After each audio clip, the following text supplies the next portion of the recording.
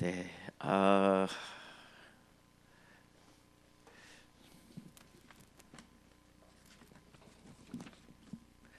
주님의 은혜가 함께 하시기를 축복합니다. 지난 주간에 그 열방교회에서 이렇게 섬기고 또 부산에 2주 연속 이렇게 부산 이쪽에 이렇게 오게 되는 것 같아요. 오늘 좀 원래 살펴볼 부분은 팔복에 대해서 제가 좀 나누려고 했는데 약간 좀 바꿔야 되겠다 이런 생각이 들었어요. 그리고 하다가 또 그쪽으로 갈지도 모르겠지만 영적 성숙에 대한 부분을 좀 다루면 좋겠습니다. 제가 그 내적 치유를 이렇게 하잖아요. 예수님께서 그 이사야 12장에 보면 그런 표현을 하시잖아요. 그 상한 마음을 고치시고 주께서 내게 기름 부으사 상한 마음을 고치게 하시고라는 표현을 하시잖아요.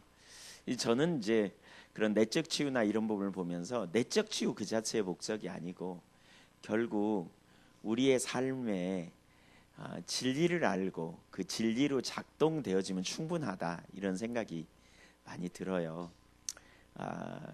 그리고 이제 우리가 성숙되는 과정에 과거의 상처가 우리 가운데 영향력을 미쳐서 진리로 가는 것을 가로막는 요소들을 제하는 이런 영역. 그래서 제가 내적 치유를 하면서도 그런 생각이 들더라고요. 내적 치유 그 자체가 목적이 되어서는 안 된다. 그건 결국 뭐냐?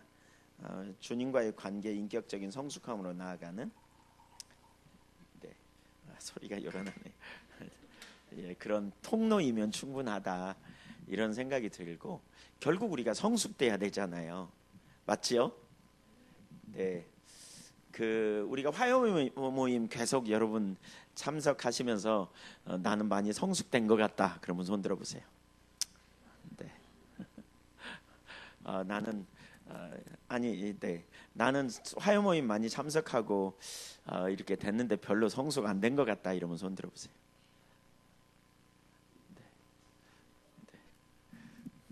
네. 생각을 안 해보셨어요?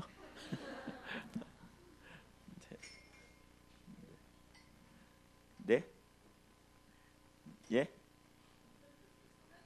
예. 왜 김동환 목사님 사모님을 이렇게 억제시키세요? 네. 말씀하시는데 뭐라 그러셨어요, 사모님? 예. 그러시군요. 네.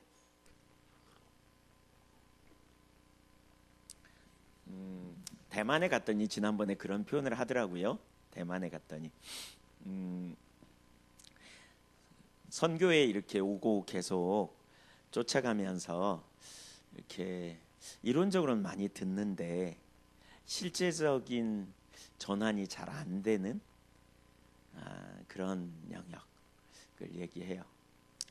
저는 이런 생각이 들었어요. 이런 걸 봐요. 우리가 예수 믿은 지 오래 되지만 정말 중요한 건 우리의 삶에 그 영적인 성숙으로 사실 가야 되잖아요. 근데 왜 영적인 성숙으로 잘 못 갈까? 이제 이런 부분을 좀 오늘 나눴으면 좋겠다 이런 생각이 들어서 제가 올 때까지만 해도 팔복 설교해야지 그리고 이렇게 정광식 목사님 차 타고 오면서 그렇게 나눴는데 여기 와서 정리했습니다. 제가 여기 와서 앉자마자 기도하는데 하나님 다른 마음을 좀 주셔서 저기 뒤에 가서 A4 용지 없어가지고 도화지인가 모르겠는데 하나 갖다가 좀 정리했습니다. 그러니까 중요한 게 이거더라고요. 그러니까 이거예요. 그러니까 목사님들도 그러니까 목사님들이 참 중요하죠. 그러니까 뭐가 있냐면 이렇게 하나님과의 인격적 교제가 되어지면 어떤 난관을 만날 때에 한계를 딱 경험하는데 이 한계를 돌파하는 이 한계의 상황에 길이 제시되는 이 일이 우리 가운데 있어야 돼요. 근데 그게 뭐냐면 하나님과의 관계성에서 계속 그러니까 어떤 말씀을 듣고 그 말씀을 나름대로 적용하고 내가 아는 것을 적용해 가는 게 우리 신앙이 아니에요. 우리 신앙은 인격적인 하나님과의 교제고, 우리는 하나님과 동행하면서 뭐예요? 내가 한계를 부딪힐 때 하나님이 우리에게 길을 제시하고 방향성을 주시고, 그렇죠?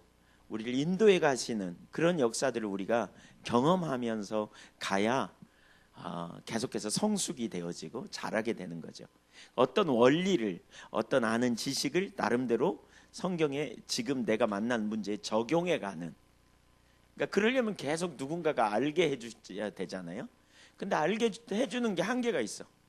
그러니까 죄송합니다. 그러니까 맨날 그 말씀을 들어도 그 말씀 갖고 좀 들으면 이제, 근데 그럼 절대 바뀌지가 않아요. 뭐냐? 어떤 그 하나님과의 개인적인 친밀한 만남이 있고 교제가 있는 가운데, 지속적으로 하나님과 동행하시는 가운데 우리가 하나님의 말씀을, 그러니까 고민하는 문제를 가지고 씨름하는 가운데 하나님이 깨닫게 하셔서 돌파를 해내야 돼요. 그리고 최소한 그런 고민하는 가운데 있으면 이런 집회를 와서 방향성을 본단 말이에요. 그러니까 새로운 정보가 아니고, 우리가 정말 중요한 것 중에 하나가 이겁니다. 여러분, 제가 설교자로서 어느 순간 마음에 이렇게 자유함이 있었어요. 과거에는 설교자로서 새로운 정보를 줘야 된다는 생각을 되게 많이 했어요. 새로운 정보를 줘야만 사람들이 은혜 받는다고 생각했어요. 근데 그게 아닌 걸 깨달았어요. 뭐냐? 새로운 정보를 들으려고 하는 사람은요, 이렇게 매너리즘에 빠져요. 금방. 왜냐하면 신앙생활 30년 40년 했는데 뭐 새로운 정보 들을 게 별로 없어. 다 아는 얘기 같아. 근데 진짜 중요한 게 뭐냐면, 그 순간에 내가 지금 만난 환경, 형편, 처지에서 하나님이 지금 내게 말씀하시는 음성을 들어야 돼요. 예, 지금. 그렇죠? 하나님 지금 인격체 되신데 지금 우리에게 말씀하실까요? 안 하실까요? 당연히 하세요. 당연히. 그래서 주님과의 신선한 만남이 있어야 돼요. 그렇게 돼야 우리 신앙이 주님과의 관계 안에 이끌림을 받게 되고 인도하심을 따라갈 때 놀라운 승리가 있게 되죠. 자, 성경을 한번 보죠. 영적 성숙에 대해서 살펴보려고 하는데 하나씩 보죠. 우선 첫째, 하나님은 우리가 성숙하기를 원하십니다. 히브리서 5장 한번 보시죠.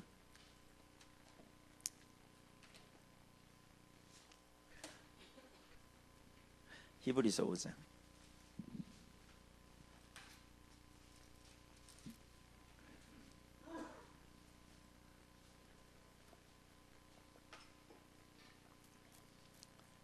12절.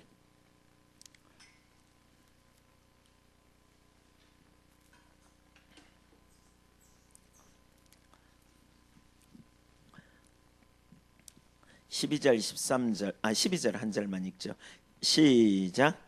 때가 오래되었으므로 너희가 마땅히 선생이 되었을 터인데 너희가 다시 하나님의 말씀의 초보에 대하여 누구에게서 가르침을 받아야 할 처지이니 단단한 음식은 못 먹고 젖이나 먹어야 할 자가 되었도다. 13절. 이는 젖을 먹는 자마다 어린아이니 의의 말씀을 경험하지 못한 자의 14절까지 읽겠습니다. 단단한 음식은 장성한 자의 것이니 그들은 지각을 사용함으로 연단을 받아 선악을 분별하는 자들이니라. 아멘. 때가 오래됨으로 마땅히 선생이 되어야 할 터인데 너희가 다시 하나님의 말씀의 초보에 대하여 누구에게서 가르침을 받아야 할 처지다. 그렇게 말하죠. 왜 그러느냐? 의의 말씀을 경험하지 못했기 때문이다. 의의 말씀을 경험 못해. 13절에 그렇게 말하죠. 그렇죠? 자, 그러면 성숙된 자는 누구냐? 14절 보세요. 성숙된 자의 특징이 뭐냐? 연단을 받아 지각을 사용하는 자들. 여기 연단을 받아라는 말은 많은 체험을 통해서 지각을 사용하는 거예요. 그러니까 지각을 사용해요. 그래서 선과 악이 뭔지 분별하고 그 선악을 따라 실제적으로 삶을 살아가는 사람들, 이런 사람을 말하는 거죠. 이런 사람. 그러니까 영적으로 미성숙한 상태. 예수 믿은 지 오래되었는데도 말씀을 의의 말씀을 경험하지 못했다. 그렇게 말하고 있지요.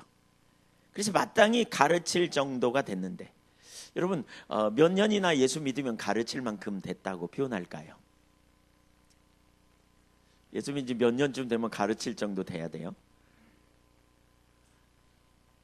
네. 얼마요? 2년? 네, 2년 이상 되면 손 들어보세요. 네. 2년 좀 빠른 것 같은데 제가 볼 때.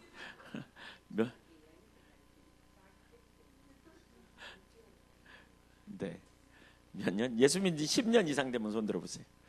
10년 안 되면 손 들어보세요. 네, 우리는 다 선생이 되어야 될, 네, 그런 마땅히 가르칠, 네, 가르쳐야 될, 네.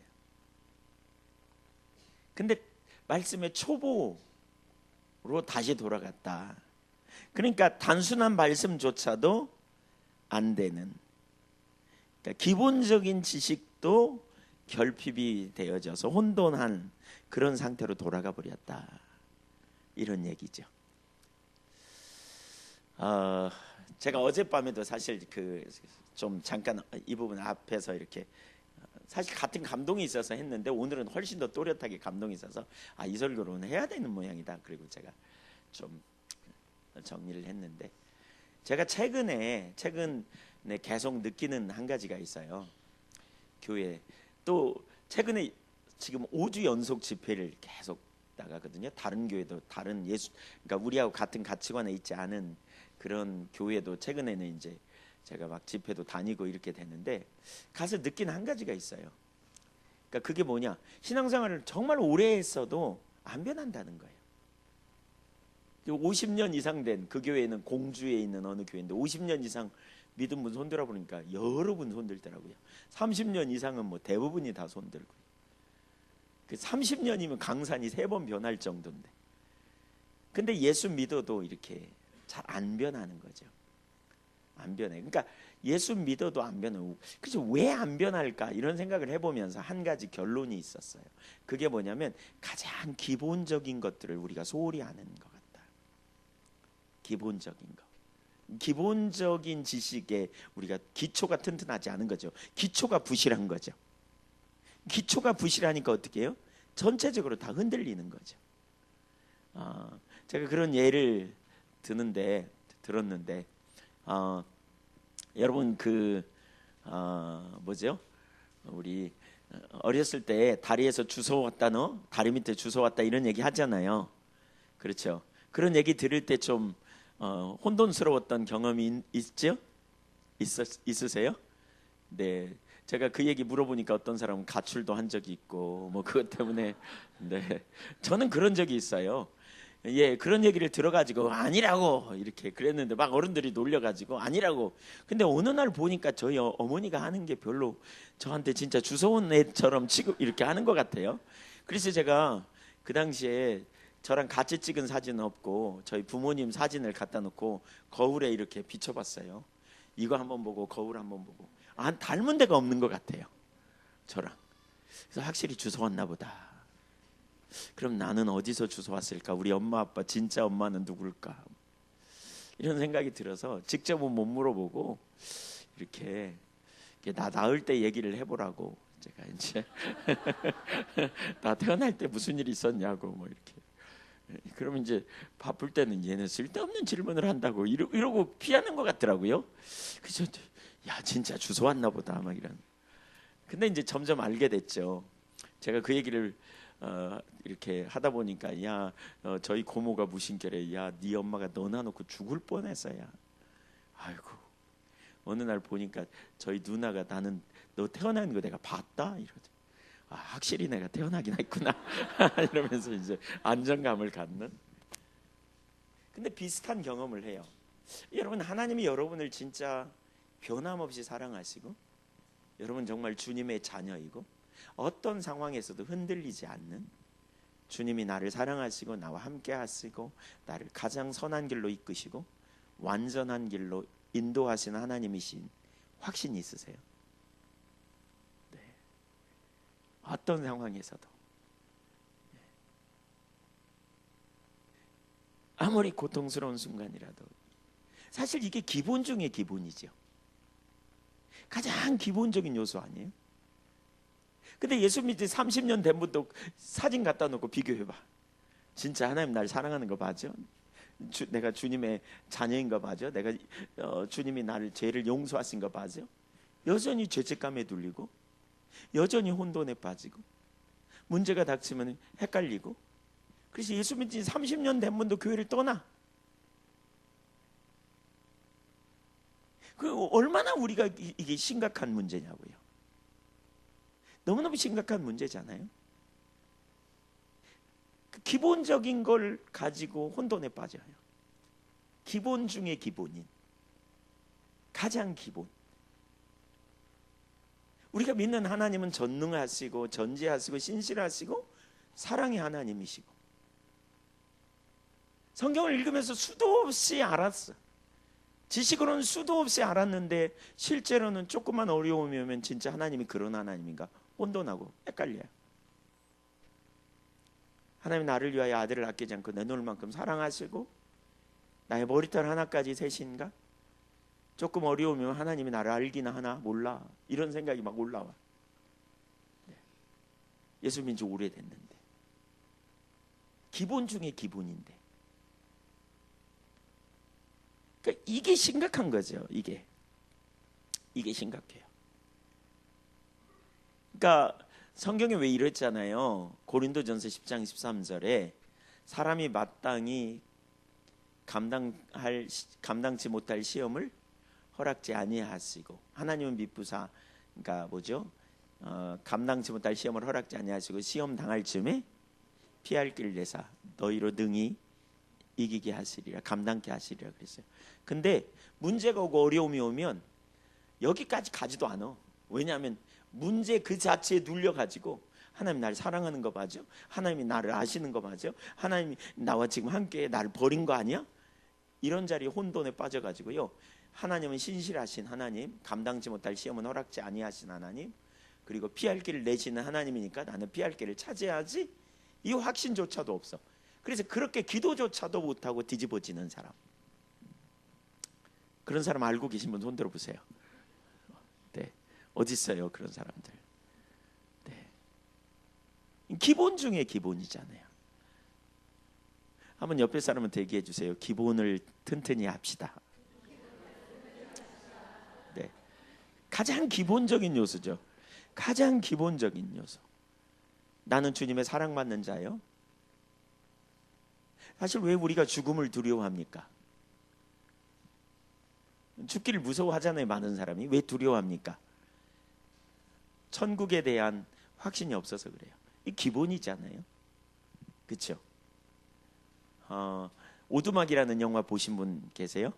오두막. 거기 보면 맥이라고 하는 사람인가? 그 아들을, 아니 딸을 딸이 그냥 이렇게 죽잖아요. 그것 때문에 너무나 시리에 빠지고 분노를 가지고 있는데 주님이 그를 만나 주셔서 하나님이 누구이신가에 대한 그의 왜곡된 이해를 깨트려 주시고, 저는 그 영화가 참 귀하다고 생각해요. 그러니까 조금 신학적으로 문제도 있어요. 근데 한 가지는 뭐냐, 하나님과의 친밀함이 무엇인지를 보여주는 좋은 예라고 볼 수 있고요. 그러니까 좀 그걸 분별해서 보면, 또 한 가지 볼 수 있는 것 중에 하나가 딸이 죽었다는 것에 대한 죄책감, 자기가 못 돌봤다는 죄책감, 그리고 딸을 잃어버린 그 마음 아픔. 근데 그 사람이 딱 변하는 게 뭐냐면 천국을 봐요. 천국을. 그리고 그 천국에 가 있는 딸을 만나요. 그리고 딸이 너무나 재미있게 뛰어놀고 있다가 자기에게 와서 아빠 나 너무 좋다고 이 말 하고 가요. 그거 보면서 딸이 너무나 좋은 곳에 있다는 걸 알면서 다 놓죠. 우리가 가야 될 천국이 얼마나 좋은 곳인가 안다면, 진짜 안다면, 내가 이 다음에 우리가 이 육신을 벗고 죽음 이후에 영원한 나라, 우리의 예비된 나라가 정말 좋은 곳임을 안다면 우리가 어떨까? 어떤 삶이 될까? 그렇죠? 죽음의 공포가 우리에게 있다면 왜 그러느냐? 우리가 그 문제가 처리되지 않아서 그래요. 신앙생활하면서 끊임없이 우리가 오는 갈등의 문제를 처리해야 되는 거죠. 어떻게 해요? 진리의 기초에서. 자, 그래서 하나님은 우리가 성숙되기를 원해요. 그러니까 고린도전서 3장 1절 이하에 보면 고린도 교회가 그랬댔잖아요. 거기 시기 질투가 끊어지지 않았다. 그 속에 한번 읽어볼까요? 네, 고린도전서 3장 1절. 어린아이 중에 어린아이라고 말하고 있어요. 거기 레피우스라는 단어인데요. 고린도전서 3장 1절. 네. 시작.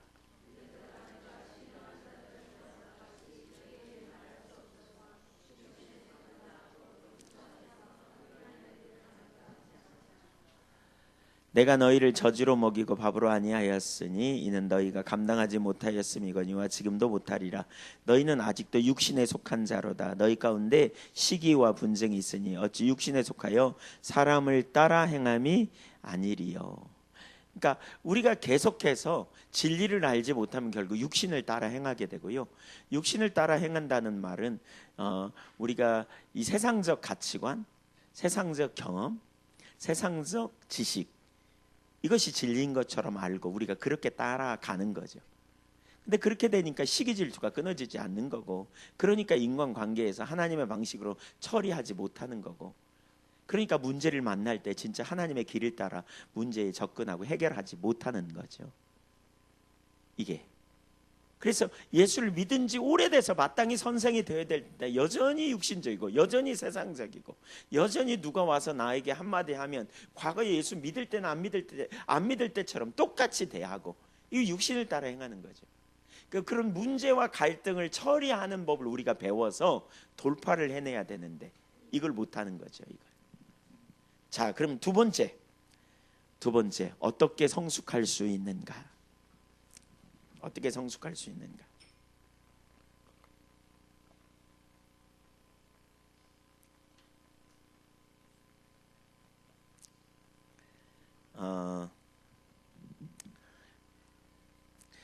그러니까 성숙을 위해 필요한 두 가지가 참 중요하죠. 두 가지 기본적인 토대가 있죠. 하나는 가장 핵심적인 진리의 기초에서 서는 거예요. 가장 핵심적인 진리의 기초에서 서는 거예요. 그러니까 저는 개인적으로 되게 많이 고민하고 씨름하는 가운데 가장 핵심적인 진리, 하나님과 나와의 관계를 붙잡을 수 있는 핵심적인 진리가 뭘까를 생각하는 가운데 예수 그리스도의 십자가더라고요. 예수 그리스도의 십자가. 그러니까 예수님의 십자가가 우리 신앙의 핵심적인 요소예요. 예. 그러니까 한편으로는 하나님과 우리와 무슨 상관이 있어요? 그러니까 진리를 해결하는 진리를 아는데 하나님과 우리와의 관계를 풀어가는 가장 핵심적인 요소. 왜 여러분 쌀푸대 쌀 사다가 실로 이렇게 돼 있는데 그 푸는 방법이 있잖아요. 잘못 잡아당기면 꼬여요. 결국은 잘라야 돼, 가위로. 근데 어디 하나 딱 잡으면 쫙 풀리잖아요. 근데 그 풀릴 수 있는 핵심이 뭐냐면 십자가예요. 십자가. 이게 핵심 요소예요. 핵심 요소. 그러니까 우선 하나 그 핵심 요소라는 게 뭡니까? 우리가 죄인인 것이 분명하다면, 내가 죄인인 게 분명하다면, 그리고 죄인된 나를 위하여 하나님께서 우리를 구원하시기 위한 그 길을 내신 게 뭡니까? 예수 그리스도의 십자가죠. 예수 그리스도의 십자가. 그러니까 우리가 가져야 될 가장 핵심적인 진리는 내가 죄인인가라는 사실로부터 시작해 보는 거예요. 내가 죄인인가? 여러분 죄인 맞아요? 진짜 죄인이에요? 틀림없어요? 네, 그렇다면 여러분을 구원하기 위해 하나님의 아들 예수 그리스도의 십자가가 필요합니까? 네, 여기서부터 생각해야 된다고 봐요. 정말 내가 끔찍한 죄인이고 죄인된 나를 구원하기 위해 오신 하나님의 아들 예수 그리스도. 제가 과거에 저 같은 경우는 과거에 정말 힘들고 어려울 때, 목회하면서 힘들고 어려울 때, 난관이 올 때 제가 그 성경을 많이 뒤적거렸거든요. 근데 어떤 데는 성경을 읽어도 이 약속이 추상적인 약속 같아요. 이 약속이 실제 나에게 주신 것 같지가 않아요. 되게 우리를 위하여 십자가에 달려 돌아가셨다 그랬잖아요. 예수님이 그렇게 표현하잖아요. 근데 딱 한 군데에서 제가 읽다가 확 이렇게 적용이 됐던 게 갈라디아서 2장 20절이에요. 그러니까 내가 그리스도와 함께 십자가에 못 박혔나니. 누가요? 왜요? 죄인이니까. 죄인이니까. 내가 의인이라면 절대로 그렇지 않아요. 내가 죄인이니까. 내가 하나님 앞에 설 수 있는 아무런 공로도 없어요. 내가 죄인이야. 그렇기 때문에 예수님이 나를 위해 오셨어요. 그러니까 내가 그리스도와 함께 십자가에 못 박혔어. 왜? 나는 죄인이었고 그런 나를 예수님이 구원하시기 위해 이 땅에 나를 찾으러 오신 거죠. 그리고 그 예수 그리스도로 말미암아 내가 영원한 생명을 얻게 됐어요. 그래서 나의 정체성을 해결하는, 나의 정체성을 찾는 가장 기본은 십자가예요. 죄인된 나를 위해. 내가 의인이라면 예수님과 상관없어요. 예수님과 내가 나름대로 의인이라고 여긴다면 예수님이 나를 위해 오셨다고 받아들일 수 없어요. 그런데 예수님이 우리의 삶에 너무나 놀라운 능력이고 예수님이 우리의 유일한 피난처가 되시고 우리의 소망이 되시는 이유가 뭐냐? 내가 죄인이기 때문에 그래요. 그래서 내가 죄인임이 분명함을 깨닫는다면, 그래서 예수님이 나를 위해 오셨다. 근데 여러분, 이게 모든 성경의 진리를 붙들 수 있는 저는 키더라고요. 성경에 나타난 수많은 약속들이 누구에게 주신 거냐? 하나님의 백성들에게 주신 약속이에요. 하나님의 백성. 특별히 우리가 예수 그리스도 안에서 주님의 백성임이 틀림이 없다면 이 약속은 저를 향해 주신 약속인 걸 저는 확신했어요. 핵심 포인트가 그거예요. 내가 죄인이다. 죄인이다. 그리고 하나님이 나를 위해 당신의 독생자를 아끼지 않으셨다. 이 사실을 깊이 묵상해 보세요. 그래서 목회가 정말 힘들고 어렵고 앞이 안 보일 때 그런 고민을 되게 많이 했던 것 같아요. 그러면서 바닥부터 가요. 근데 제일 먼저 이게 보였어요. 뭐냐? 내가 죄인이구나. 하나님이 나를 사랑하시는가? 이걸 묵상하다가 가보니까 내가 죄인이야. 그리고 그 죄인된 나를 위해 하나님의 아들이 십자가에 달려 죽으셨고 우주 만물을 구원하러 오셨어. 여러분, 여기서부터 시작하니까요. 보세요. 그러면 하나님이 나를 안 사랑할 리가 없어요. 그러면 하나님이 내 필요를 모를 리가 없어요. 하나님은 나와 동행하시고 나를 소중히 여기시지 않을 리가 없어요. 왜냐하면 아들이 나를 위해 죽었거든요. 맞습니까? 제가 목회하면서 되게 힘들면요, 힘들었을 때 한 가지 더 나가요. 거기서 어디로 나가냐? 주님이 저를 부르신 게 맞나를 봐요. 하나님이 나를 부르셨나? 그럼 부르신 분이 하나님이라면 분명히 이 난관, 그 일을, 사역을 감당하는데 한계를 부딪힐 때 감당할 능력도 그분이 주시겠구나. 그러면 그 다음에 난관을 부딪힐 때마다 주님 앞에 은혜를 구하고 전략을 구할 때 하나님이 기가 막힌 전략을 주시고 인도하심을 경험했어요. 제가 설교자로 부르심을 받은 게 분명한데 설교 뭐 할지 몰라. 그런 경우 많이 하시잖아요. 뭐 설교가 줄줄줄 나오든가요. 네, 설교 뭐 우리 아마 뭐 성실하신 분, 우리 의용 목사님은 성실하셔갖고 설교 준비를 미리 다 해놓으실 것 같아. 네, 막 1년 설교 준비를 다. 네, 그러신가요? 네, 주님만 아시죠. 근데 어떤 데 설교 뭐 해야 될지 모를 때 있잖아요. 그렇죠, 정 목사님? 네. 네. 설교 뭐 해야 될지 몰라. 설교 어떻게 해야지? 저는 그럴 때요, 부르신 주님을 향해 갑니다. 저에게 소명을 설교자로 불렀어. 내가 저를 예한교회 담임 목사로 세웠는데 주일날을 설교해야 되는데 무슨 설교해야 될지 몰라요. 어떤 데 남담해요. 그럴 때 다 내리고 하나님 찾아요. 그리고 나를 부르신 주님, 교회의 설교자로 세우신 주님이 당신의 말씀을 주실 거다. 이렇게 믿음으로 주님 신뢰하고 찾아요. 근데 그 근거가 뭐냐? 근거가 뭐냐? 제가 십자가로부터 시작한다니까요. 십자가, 주님의 사랑, 나를 보내신 분, 이렇게 생각하면 기가 막히게 하나님께서 그때마다 이렇게 인도하세요. 그때마다. 그러니까 우리가 어디에 토대 위에 서야 하는가? 십자가의 토대 위에서부터 시작해야 돼요. 여러분 마찬가지예요. 정말 하나님이 여러분을 사랑하시는지 안 사랑하시는지, 문제가 있을 때, 인간관계가 있을 때, 예기치 못한 일이 벌어졌을 때 그 문제를 해결해 달라고 초점 두지 말고요, 그러면 놀래 자빠져요. 문제에 보면 제일 먼저 어디로 가야 되냐? 십자가 대속의 은혜를 의지하여 가야 돼요. 거기서부터 시작해요. 내 정체성으로부터. 내가 죄인된, 그리고 죄인된 나를 위해 하나님의 아들이 나를 찾으러 오셨어. 그렇다면 나는 그냥 구원받은 게 아니야. 그분의 희생과 그분의 피의 공로로 내가 구원받은 자. 그렇다면요, 주님이 그 다음은 인도하실 걸 신뢰하는 거죠. 낭망하는 일 그만두는 거예요. 하나님 모르시나? 뭐 십자가를 보세요. 여러분, 십자가는 우리가 알기도 전에 우리의 필요 중에 최고의 필요인 영혼의 구원을 위하여 하나님이 예비하신 우리를 위한 처방이에요. 그래서 하나님은 그 우리의 필요를, 우리가 알기도 전에 우리의 필요를 채우신 하나님은 지금도 저와 여러분의 필요를 알고 계세요.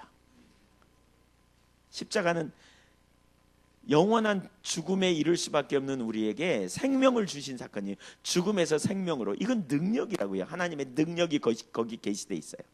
십자가에는 우리를 향한 완전한 사랑이에요. 누가 자기 아들을 아끼지 않고 우리를 대신해서 자기 아들을 내어줄 수 있겠어요? 완전한 사랑이죠. 나를 향한. 여러분, 십자가를 묵상하면 풍성해져요. 자꾸 십자가의 대속의 은혜가 우리 가운데 얼마나 풍성하고 얼마나 놀라운지를 자꾸 생각해 보세요. 묵상해 보세요. 네. 우리의 믿음의 대상은 누구예요? 하나님이에요. 여러분, 하나님이 누구인지 아는 만큼 우리 믿음이 담대할 수 있어요. 그 하나님을 아는 만큼 우리가 담대할 수 있어요. 왜 안 변하는 줄 아세요? 하나님에 대한 지식에 불과하기 때문에 그래요. 하나님을 아는데 하나님에 대한 이론적인 지식에 머무르기 때문에 그래요. 그 하나님이 실제이시고 그 하나님이 능력이 하나님인 걸 진짜 알고, 존재하심을 진짜 알고, 그 하나님 앞에 우리가 조만간 설 것이고 그 하나님 앞에서 우리가 심판받을 것을 정말 안다면, 이게 기본이에요. 기본. 우리가 가져야 될 기본. 십자가의 대속의 은혜. 여기서부터 풀어가야 돼요. 여기서부터. 그걸 풍성하게 묵상할 필요가 있어요. 그걸 풍성하게 묵상할 필요가 있어요. 죄인된 나를 위하여 오신 하나님의 아들. 내가 정말 많이 실패하고 넘어지는데 바로 이런 나를 아시고 구원해 놓으신 주님의 대속의 사랑. 그럼 우리의 정체성은 분명해요. 막 정리 안 되면 적어보세요. 종이에다 두고. 내가 죄인 맞나? 조금 이따 더 구체적으로 그거 설명할게요. 어떻게 해가는지. 근데 종이에다 적어서 해보세요. 진짜 맞는지. 그리고 풍성하게 하나님이 어떤 분인지. 기본에 충실하는 거죠. 이게. 또 한 가지 중요한 게 뭐냐면 하나님과 사랑의 관계예요.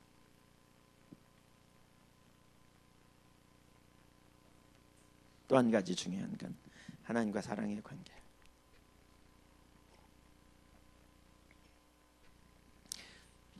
신앙의 본질은 너무너무 중요한 거 아시죠?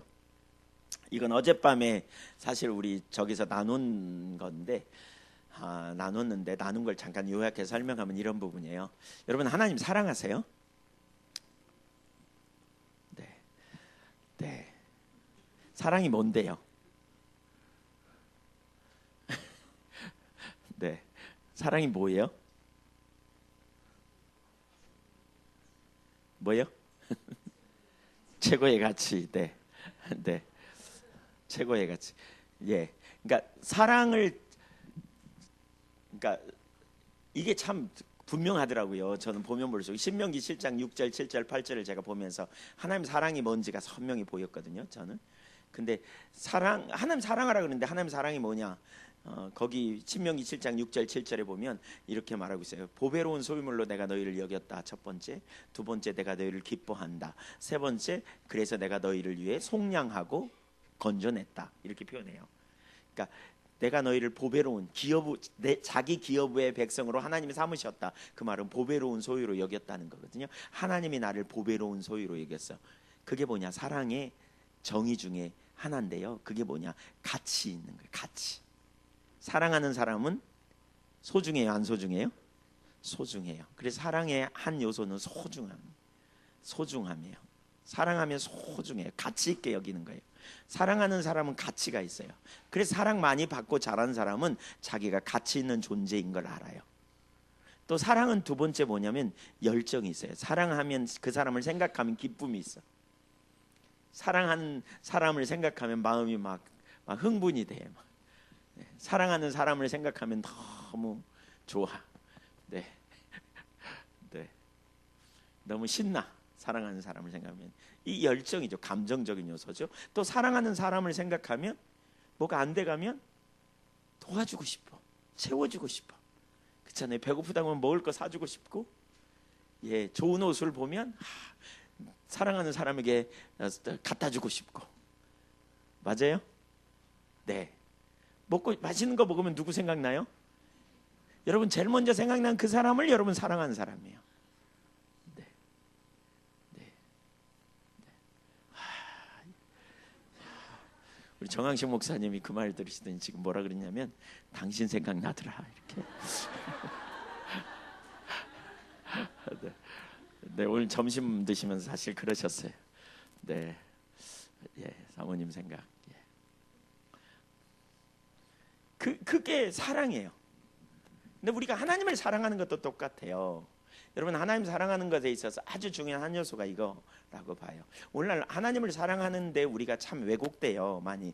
그러니까 사랑한다고 생각하지요. 근데 여러분 이거예요. 그러니까 하나님을 사랑하면 하나님을 가장 소중히 여겨야 돼요. 가장 소중한 분.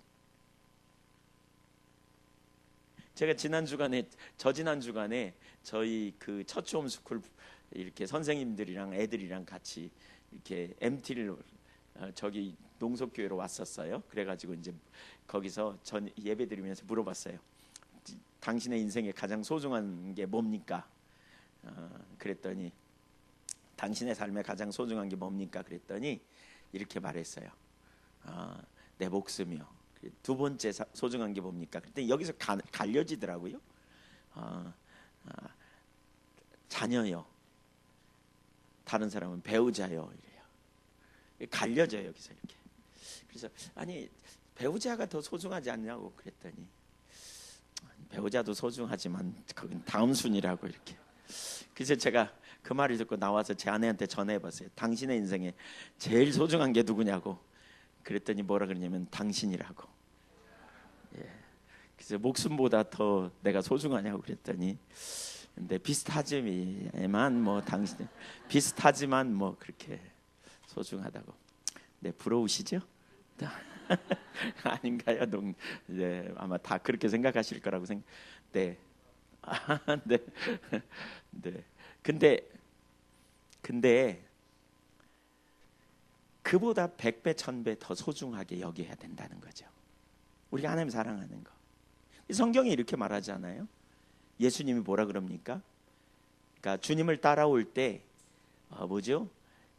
하나님 나라를 우리가 추구할 때 형제나 자매나 처자나 부모나 심지어 자기 목숨까지 미워하지 아니하면 결단코 하나님 나라에 합당하지 않다. 이게 뭘 의미한다고 생각하세요?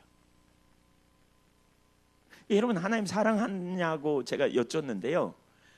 여러분 삶에 견줄 수 없는 그 무엇과도 비교할 수 없는 그 무엇과도 비교할 수 없을 만큼 하나님이 소중한 이게 하나님 사랑이에요. 비교 자체가 안 될 만큼 하나님을 사랑하는 마음을 다하고 성품을 다하고 힘을 다하고 뜻을 다하고 목숨을 다하고 왜 이런 표현이 있잖아요. 하나님 사랑하는 것이 이게 첫 번째 계명이에요. 그게 하나님 사랑하는 거예요. 그러니까 우리가 그 자리까지 가야 돼요. 근데 거기서 진짜 중요한 게 뭐냐면 그렇게 하나님을 사랑하는 사람은 하나님과 함께 있는 것을 그렇게 소중히 여겨요. 그렇게 소중히 여겨요. 그래서 뭐 하느냐? 하나님의 임재가 나와 함께 하는가에 항상 관심을 둬요. 하나님이 나와 함께 하나님의 임재가 나와 함께 하는지 관심을 둬요. 관심을 둔다니까요. 하나님 임재에 관심이 있어요. 탁월하게. 이게 비교 자체가 안 되기 때문에 뭔가 일이 잘 돼도 돈이 많이 벌려도 뭔가 자녀들이 공부 잘하고 뭔가 우리 목회장이 목회가 잘 되고 뭐 사람들이 더해지고 그럴지라도 설교를 통해서 설교했더니 막 사람들이 은혜 받고 뒤집어지고 그럴지라도 오늘 막 주일날 예배 마치더니 사람들이 많이 왔고 헌금이 풍성하고 뭔가 잘 돼가는 성취감이 넘치는 일이 있다 할지라도 돌아서서 하나님 앞에 서면 지금 하나님이 나와 함께 하고 계시는가를 봐야 돼요. 보게 돼 있어요. 하나님 사랑하는 사람은 탁월하게. 왜? 하나님이 함께 계셔야, 하나님이 함께 있는 것이 내 삶의 최고의 가치니까. 그걸 최고의 특권으로 여기는 거죠. 그걸 최고의 기쁨으로 여기는 거예요. 그걸. 그러니까 이런 사람에게는 하나님의 임재가 거치면 금방 알아. 이런 사람은 하나님의 임재가 거치면 뭐가 문제인지 찾아요. 모세가 그런 거잖아요. 모세가 출애굽기 33장에 금송아지 만든 사건 때문에 하나님이 함께 안 가시고 가나안 주겠다고 그렇게 말씀하셨죠. 근데 모세가 뭐라 그래요? 하나님 함께 안 가려면 우리를 이곳에 버려두세요. 그러면서 하나님 우리가 열국 중에서 하나님께 은총 받았다는 것의 증거가 뭡니까? 우리가 가나안 들어가는 거요. 이거 아니에요. 대부분의 사람들은 가나안 들어가는 거예요. 이렇게 말할 수 있어요. 근데 모세는 안 그렇다는 거예요. 하나님이 우리와 함께 하시는 거 아닙니까? 함께 안 가려면 버려두십시오. 이게 진짜 하나님 사랑하는 사람의 태도예요. 탁월하게 사랑하는 자리에 있지 않으면 우리가 속기 쉬워요. 그래서 라오디게아 교회 같은 데는 문 밖에 하나님이 임재가 문 밖에 계시는데 뭐라 그래요? 몰라. 나는 부자야. 우리는 부자야. 부여하여 부족함이 없어. 하나님 편에서 볼 때 헐벗고 가련하고 눈 멀고 곤고하고 모르는 거예요. 모르는 거예요. 엄밀히 말하면 누가 힘이에요? 그러면 모세 같은 사람은 하나님의 힘이에요. 그러니까 하나님이 최고의 가치를 보면 하나님의 힘이에요. 하나님이 안 하시면 안 돼. 그래서 이런 사람은 하나님의 임재를 항상 찾아요. 내가 하나님의 임재 앞에 있는지, 하나님의 임재가 인식 안 되면 예배 드리고 나서 너무나 놀라운 능력의 역사가 있고 막 굉장했다 할지라도 지금 하나님 앞에서 주님이 내 삶에 개인적으로 내가 주님과 친밀한 교제가 있는가를 점검해요. 찾아요. 없으면 하나님 뭐가 문제냐고 구하는 거죠. 갈망이 있어요. 갈망이 있어요. 제가 어떤 때는 집회 갈 때 많은 경우에 하나님 참 함께 하실 때가 많아요. 지난번에 공주에 갔는데요. 너무너무 함께 하시더라고요. 하나님. 근데 저는 저녁에 가서 잠을 잘 못 잤습니다. 제가 하나님 앞에 너무너무 함께 하고 숙소에 들어가서 앉아 자기 전에 기도하려고 그러는데 하나님이 저와 함께 하는 것 같지가 않아요. 임재가 거친 것 같아요. 주님 찾았습니다. 사실 그날은 일부러 주님이 임재를 거두셨다고 생각이 됐어요. 왜냐하면요, 그 다음 시간부터 설교를 싹 바꿨거든요. 하나님 뭔가 말씀하시려고 임재를 거두신 것 같아요. 그러면서 교회 가운데 정말 놀라운 일이 일어났어요. 나중에 고백하더라고요. 목사님이. 그러니까 마지막 날 집회 마치고 바로 돌아왔고 그 다음 날 아침 9시에 또 처치홈스쿨 그 수련회로 농속교회 가기로 돼 있어가지고 그래서 빨리 끝나고 와야 되는데 수요일날 저녁에 그랬는데 마치려고 그러는데 하나님 갑자기 아군끼리 총질하고 있다고. 아군끼리 총질하고 있대 그 교회에. 그런 감동을 주셨어요. 그래서 혹시 여러분 아군끼리 총질하면 안 된다고 그랬더니 분위기가 그래서 이런저런 얘기를 나누다 보니까 아군끼리 총질하는 거 막 이런 얘기 나누다 보니까 막 사람들이 여기서 저기서 훌쩍거려요. 그래서 그 부분 회개하자 그랬어요. 그때 막 회개 막 울면서 회개해요. 그래서 회개는 여러 가지가 있다. 하나님께 회개하고 서로 회개해야 된다. 그리고 다 나오라 그랬어요. 그래가지고 서로 찾아다니면서 회개도 하고 이렇게 하라 그랬어요. 그랬더니 장로님들끼리 저쪽 한쪽으로 구석으로 가더니 막 울고 한 분은 막 울고 막 사과하고 막 심각하게 얘기하고 나중에 목사님 찾아가서 막 그러고 성도님들이 막 그러고 나중에 알았어요, 제가. 그래서 나오라 그래요. 그 수석 장로님이 엄청 은혜를 많이 받았어요. 대표기도 시켰더니 회개했더니 막 펑펑 울면서 하나님 잘못했다고 저를 용서해달라고 그래요. 담임 목사님 기도하라 그랬더니 하나님 어떻게 우리가 한 지붕 세 가족이었는데 한 지붕에 세 가족이 있대. 세 가족. 거기는 찬양 많이 하는 찬양팀이 막 많아요. 근데 찬양팀끼리 뭉쳐갖고 서로 싸우는 거예요. 막 아군 적군 막 이래가지고. 나중에 알고 보니까 그날 뒤집어졌습니다. 담임 목사님 나오라 그래가지고 가운데 서시라고 그러고 장로님 6분 계신데 둘러서가지고 목사님을 담임 목사님 위해 기도하시라고. 그리고 모든 분들 나오셔서 장로님들 손 놓고 장로님들 위해 기도하라고. 그리고 목사님은 성도님들 위해 기도하시라고. 통성기도 시켜 놨더니 난리가 났어요. 교회 왔더니 2시 반 됐어요. 새벽 돌아왔는데 난리가 나요. 뒤집어졌어요. 근데 진짜 하나님 그런 부분으로 인도하시려고 저를 깨어있게 하시려고 임재를 거두셨던 것 같아요. 근데 어쨌든 개인적으로 저 같은 경우에는 자꾸 그 하나님의 임재가 나와 함께 하시는지 이 부분에 제가 초점을 두려고 많이 하거든요. 여러분, 하나님의 임재가 관건이에요. 뭐 좀 잘 나간다고 우리 금방 교만하고 그러면 방향을 잃어버리죠. 하나님의 임재 가운데 있어야 동행이 되어져야 우리가 계속 깨닫고 길이 제시되고 인도하심을 받아 돌파가 이루어지고. 하나님이 누굽니까? 원더풀 카운셀. 예수님이 기묘라 모사라 그러잖아요. 예수님에 대해서 이사야 9장 6절에 보면 예언하기를 기묘라 모사라, 영존하신 하나님, 전능하신 아버지. 근데 그 기묘라 모사라는 말이 원더풀 카운셀러예요. 주님이 원더풀 카운셀러, 놀라운 상담자인데 우리를 가장 선하고 완전한 길로 이끄시지 않겠느냐는 거죠. 하나님의 임재 가운데 있는 게 관건이에요, 여러분. 하나님의 임재 가운데 있기를 사모하는. 탁월하게 사랑하는 자리에 있는 사람은 하나님의 임재를 소중히 여겨요. 주님의 임재 안에 있기를 원하는, 정말 주님의 임재 가운데 있기를 갈망하는. 다 필요 없어요. 주님의 임재 안에 있느냐 없느냐의 문제예요, 여러분. 진짜 그분의 보좌 앞에 나아갈 때 다 필요 없다니까요. 지금 하나님이 나와 함께 하시느냐 안 하시느냐, 이게 하나님을 정말 사랑하고 최고의 가치로 여기는 사람은 바로 그 자리에 가게 돼 있어요. 다 필요 없어요. 다른 거, 주님이 나와 함께 하시느냐 안 하시느냐. 함께 안 하시면요, 징징대는 거죠. 징징대. 이게 애통함이에요. 애통함.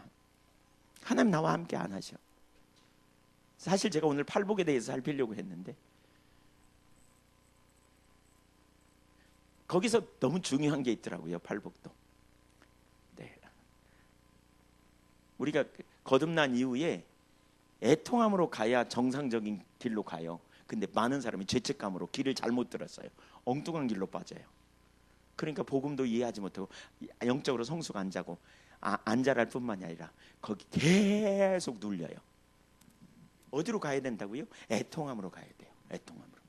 이게 정상적인 삶이에요. 거듭난 이후에.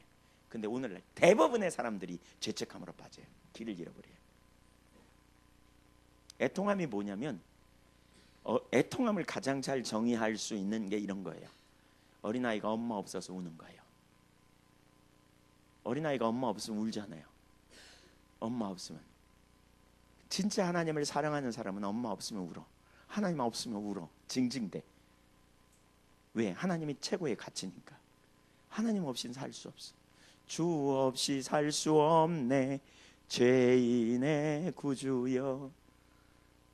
그런 고백하지 않아요? 주님 없이는 안 되는 걸 알아. 이론적으로만 아는 게 아니야. 우리가 하나님 사랑하면 하나님이 최고의 가치이기 때문에 하나님 안 오시면 안 돼. 하나님이 나와 함께 하시. 이게 우리의 최고의 특권이고, 이게 우리에게 최고의 만족이고, 이게 우리에게 최고의 기쁨인 요 상태에 있어야 돼요. 요 상태.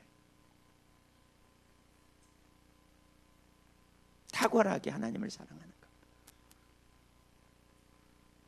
여러분 안에 탁월하게 하나님을 사랑하는 게 있는지 보세요. 그리고 임재를 소중히 여기는 사람은요,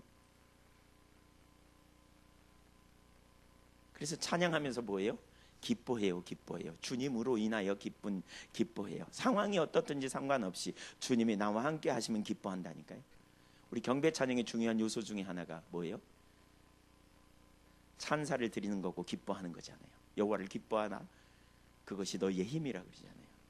여호와를 기뻐하는 게 힘이에요. 여러분, 기뻐한다는 건 사랑하는 거예요. 탁월하게 사랑하기 때문에 환경이 어떻든지, 무화과 나무가 무성하지 못하고 외양간에 송아지가 없고 우리의 양이 없어도 주님으로 인하여 기뻐하는 거예요. 이 사람은 주님과 함께 하는 것을 최고의 기쁨으로 여기는 그런 사람은 여호와가 진짜 그의 힘이 돼요. 문제에 지금 그러니까 내 현실에 잘 되고 못 되고의 문제가 아니라 주님이 나와 함께 하느냐 안 하느냐를 힘으로 여기는 사람. 느헤미야 8장 10절에도 여호와는 너의 힘이라 그러죠. 여호와를 기뻐하라. 그 하나님 사랑하니까 탁월하게 하나님을 아는 그런 사람은 하나님 임재를 소중히 여기고 하나님을 기뻐하는 거예요. 그러니까 주님만 생각해도 내 마음이 좋아. 주님을 향한 열정, 이 관계를 하나님이 원하세요. 이 관계 가운데 있어야 돼. 이 관계 가운데. 그렇게 되면 하나님이 뭐 하느냐? 우리를 빚어가세요. 빚어가기 시작해요. 어떻게 빚어가요? 임재가 거치면 뭐가 문제예요? 하나님 찾거든요. 하나님 왜 그래요? 하나님 왜 임재를 거두셨어요? 그러면 아까 남 후욕하는 혹은 남 비난하는 소리에 내가 동의했어. 그러면 그거 깨닫는 즉시 회개하고 돌이키는 거죠. 그랬더니 임재가 회복돼. 그 다음부터는 함부로 해요? 후욕하는 거? 안 하게 돼 있어요. 안 하게 돼 있어요.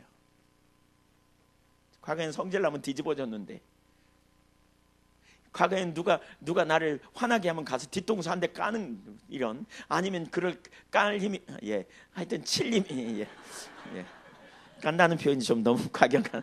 제 아내가 자꾸 이 말 하지 말라 그러는데 제가 뒤통수 한 대 친다. 근데 치자니 힘이 없어. 그러니까 어떻게 해요? 후욕이라도 해 전화요. 우리가 그게 과거의 내 본성이고 습성이에요. 용서 안 해. 용서하고 싶지도 않아. 근데 하나님의 임재가 너무너무 소중해. 그러면 안 해요? 견딜 수가 없는 거예요. 견딜 수가 없어요. 그러니까 임재 가운데 있는 사람이 변화가 일어나요. 못 견디거든요. 안 되거든요. 안 되거든요. 거기 가 있으셔야 돼요. 여러분에게 하나님이 누구이신지 보세요. 내 생명보다 더 주님 사랑해요. 내 생명보다 더 주님 사랑해요. 내 생명보다 더. 생명보다 더 귀한 게 있어요. 아브라함에게는 독자 이삭이 생명보다 더 귀했을 거예요. 근데 하나님이 독자 이삭도 바치라 그러잖아요. 너 독자 이삭 바쳐 그러죠. 근데 아브라함이 대단했던 게 하나님을 그렇게 소중히 여기고 하나님을 그렇게 생명으로 여기고, 그래서 독자 이삭도 주님 앞에 바칠 수 있는. 왜 하나님이 그 일을 했을까요? 그게 너 나 사랑하냐? 너 진짜 나만 사랑하냐? 이렇게 묻는 거죠. 우리가 그 자리에 있어야 돼요. 아멘. 이 자리에 있을 때에 우리가 그 다음에 무슨 일이 벌어지냐? 사실 하나님의 말씀을 듣고 순종하는 일이 여기서 일어나요. 여러분, 마음이 나눠지면 절대 순종 안 됩니다. 마음이 나눠지는 게 뭐예요? 하나님을 탁월하게 사랑하는 것 대신 다른 걸 사랑해. 비슷하게 사랑한다고 생각하지만 사실은 다른 걸 더 소중히 여겨요. 그래서 마태복음 6장 24절에 두 주인 안 된다 그러면서 혹 이를 사랑하거나 저를 미워하거나 이를 중히 여기거나 저를 경히 여긴다. 하나님 사랑하는 사람은 하나님을 소중히 여겨요. 그러니까 그분의 말씀을 순종해요. 기꺼이 기쁨으로. 근데 돈을 사랑하면 돈을 소중히 여기기 때문에 돈의 법칙으로 살아요. 그러면 당연히 하나님을 멸시하게 돼 있어요. 하나님을 멸시하게 돼 있어요. 하나님 말씀을 멸시하는 게 곧 하나님을 멸시하는 거거든요. 당연히 하나님의 말씀을 무시하게 돼 있어요. 그게 문제예요. 우리가 그 자리에 있는지 점검해 볼 필요가 있어요. 하나님의 임재가 여러분의 목숨보다 더 소중한지, 여러분, 그리고 하나님이 여러분의 삶에 임재하고 계신다면 여러분 변화 안 되는 게 기적이에요. 그때 되면 변화 안 되는 게 기적이에요. 바로 우리가 그 동행이 되는, 그게 동행하는 거예요. 그게 동행하는, 그게 동행이에요. 주님과.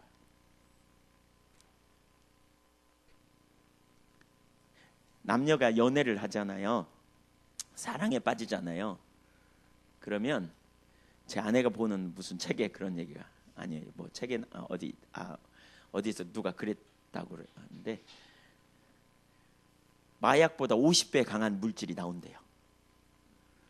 그러니까 엉뚱한 짓 하는 거예요. 막 이렇게 막 그러죠. 막 이성을 초월한 엉뚱한 짓 막 하는 거예요. 막 안 만나주면 막 창밖에 기다리고 있고 막 뿅 가가지고. 네. 50배 강한 물질이 나온대잖아요. 그래서 막 가슴이 뛰고 막 그렇게. 근데 그게 길어야 1년, 2년이래. 그러니까 1년, 2년 지나면 이게 이제 식어가지고 이제 언제 그랬느냐 하는 듯이 이렇게. 네. 분별을 잘해야 돼 그때. 근데 그때는 분별력이 없어. 마약보다 50배 강하기 때문에. 네, 이건. 네. 근데 우리가 하나님과 첫사랑의 관계에서도 사실 그런 열정이 있다가 식으면 자기 중심으로 돌아가면 전혀 엉뚱한 대로 가는 거죠. 전혀 엉뚱한 대로. 우리가 탁월한 사랑의 자리에 설 수 있기를 바랍니다. 임재, 하나님 임재가 소중하세요? 여러분에게? 아멘. 세 번째,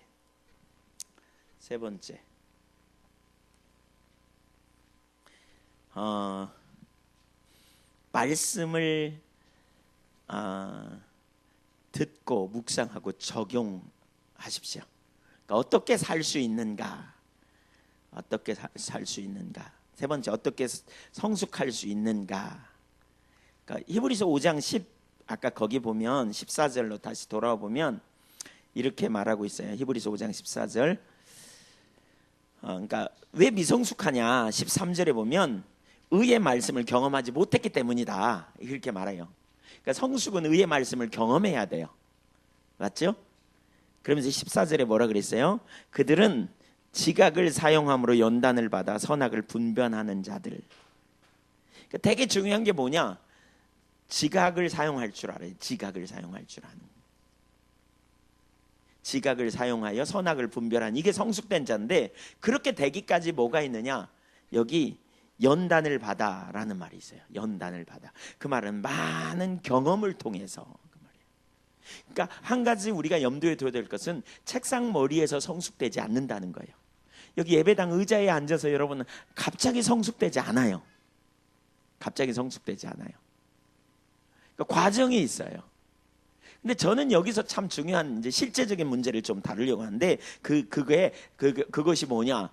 여기 세 가지라고 보는데 한번 따라주세요. 말씀을 듣고 혹은 읽고 묵상하고 적용하는 것. 네, 이게 되게 중요해요. 이게 되게 중요해요. 말씀을 듣고 혹은 읽고 그걸 묵상하는 거예요. 그리고 적용하고 나가는 거예요. 이걸 적용하고 하나님과 관계성 안에서 이렇게 볼 수 있어요. 이렇게 제가 이건 정말 그 설교하면서 많이 왜 안 변할까 이런 생각을 하면서 고민하다가 주님이 주신 지혜 같은데 이게 참 있더라고요.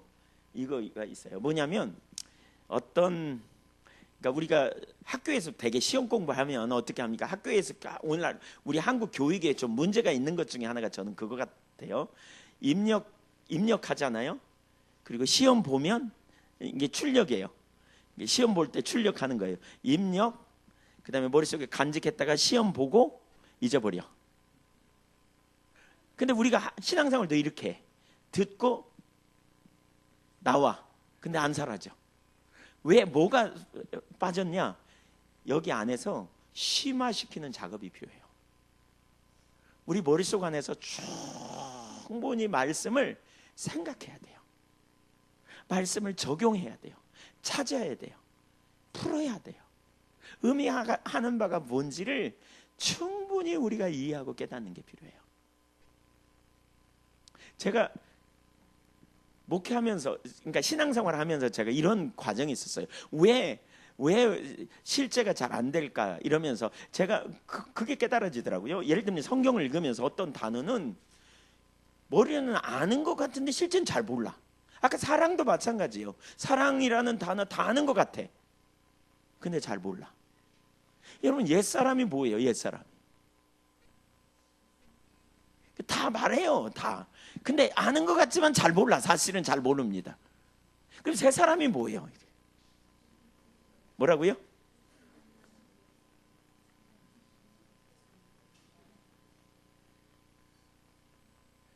네. 뭐라고요? 예. 네. 거듭남이 뭔데요?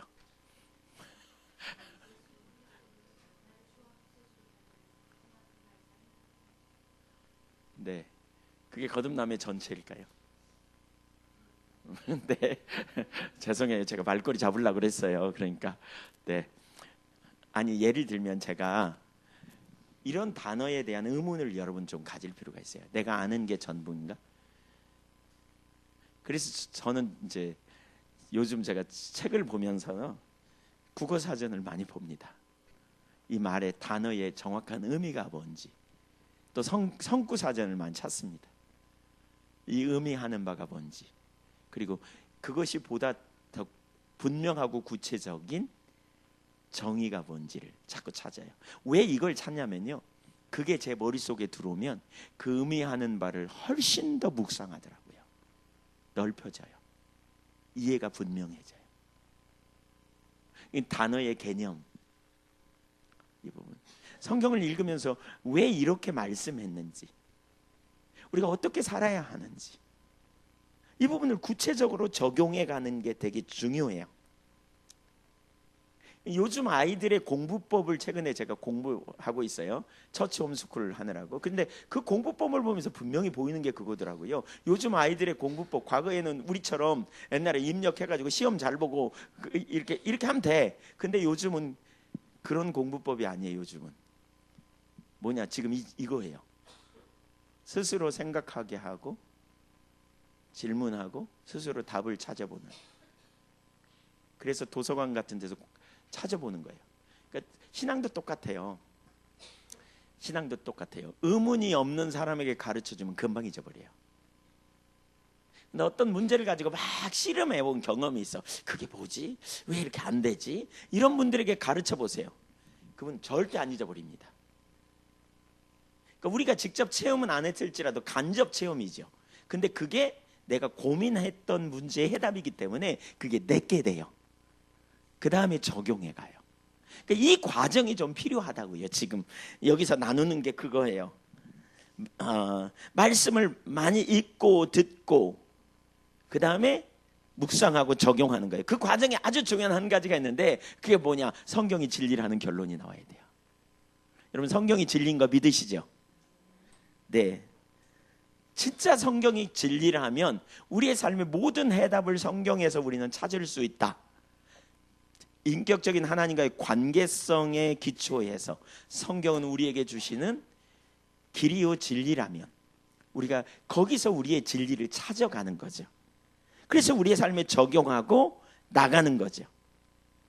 여호수아 1장 한번 찾아보실까요? 여호수아서 1장.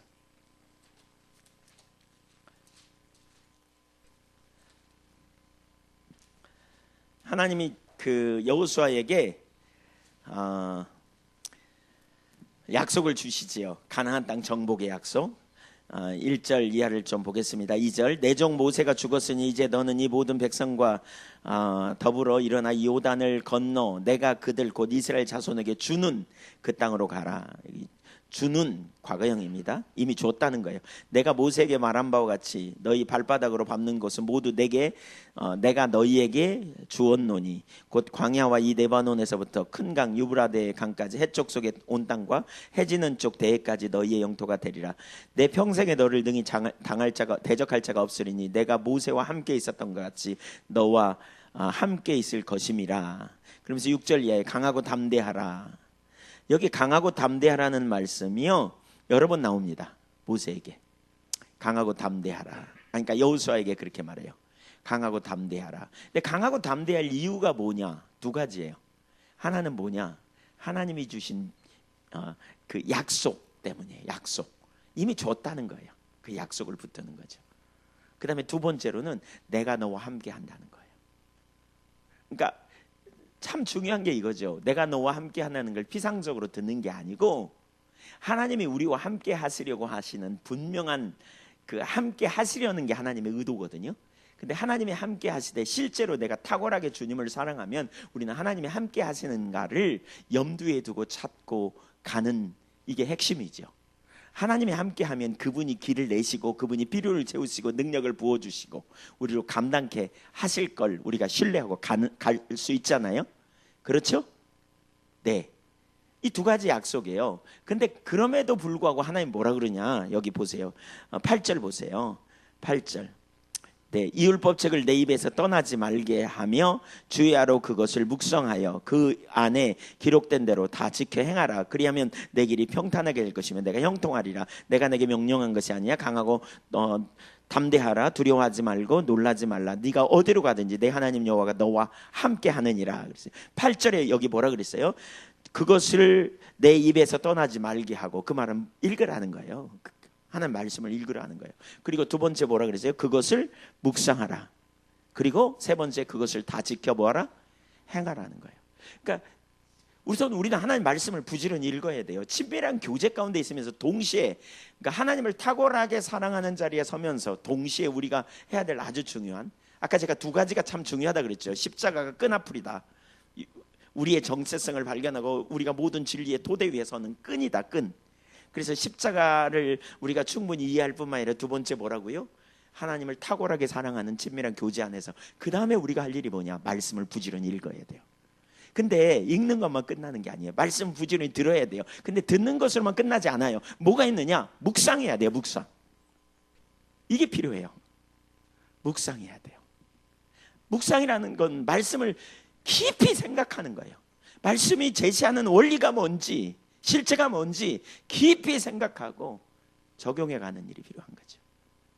그러면서 어떤 문제가 생길 때 우리가 그 말씀을 실제로 적용해가는 거예요. 그러니까 우리는 대개 문제가 생길 때 우리가 어떻게 반응합니까? 보세요. 실제적인 문제죠. 여러분에게 어떤 문제가 생겼다 그럴 때 그 문제가 다양하잖아요. 예를 들면 큰 위기가 내 인생에 닥칠 것 같아. 경제적으로나 뭐 인생에 위기가 닥칠 것 같은 문제가 생길 때, 또는 인간관계로 말미암은 어려움이 왔을 때, 그렇죠? 내 앞날에 뭔가 내가 감당해야 될 큰 어려움이 있을 때, 큰 난관이 있을 때, 내가 가진 것보다 더 큰 뭔가 능력이 요구되는 상황에서 내가 어떻게 해결하는지, 이런 일이 있을 때 우리는 대개 과거의 경험의 기초에서 현실을 해석합니다. 혹은 그러니까 과거의 경험 중에 하나는 과거의 상처죠. 과거의 경험 중에 하나는 뭐죠? 우리의 감정이에요. 과거에 내가 그런 문제를 만날 때 대처했던 것이 우리 가운데 계속 같은 방법을 하면서 우리에게 습관처럼 돼요. 습관. 어떤 문제가 닥치면 이렇게 풀어가야지, 그런 문제는 이렇게 해야 돼. 나도 모르게 학습되어진, 오래 반복하면서 자연스럽게 학습되어진 습관이 형성되어 있죠. 네. 우리는 그렇게 당연히 풀어가는 거예요. 그렇게 반응하는 거예요. 그렇게 생각하고, 그렇게 동의하고, 그렇게 행동하고, 그것이 진리인 것처럼 우리는 많은 경우 그렇게 행하죠. 근데 그게 옳은가? 문제는 그게 옳은가? 그렇게 해서는 안 돼요. 그러니까 여러분, 오스왈드 챔버스는 이런 표현을 해요.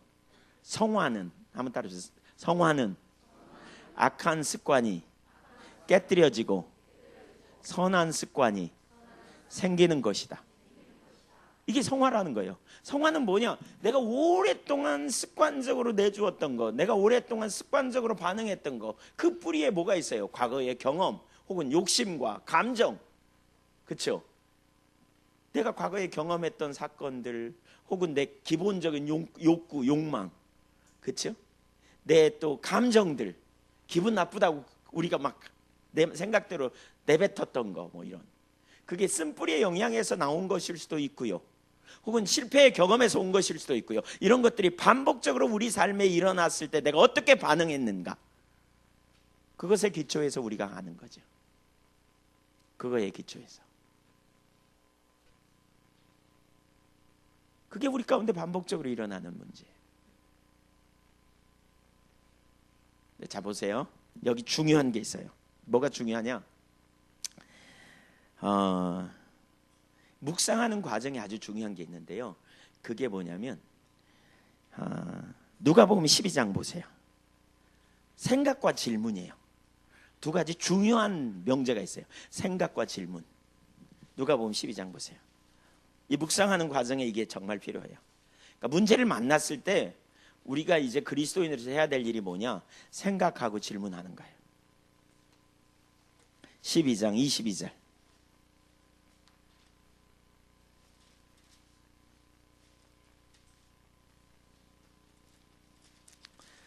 사실 오늘 나누는 부분은 실제가 되면 좋겠어요.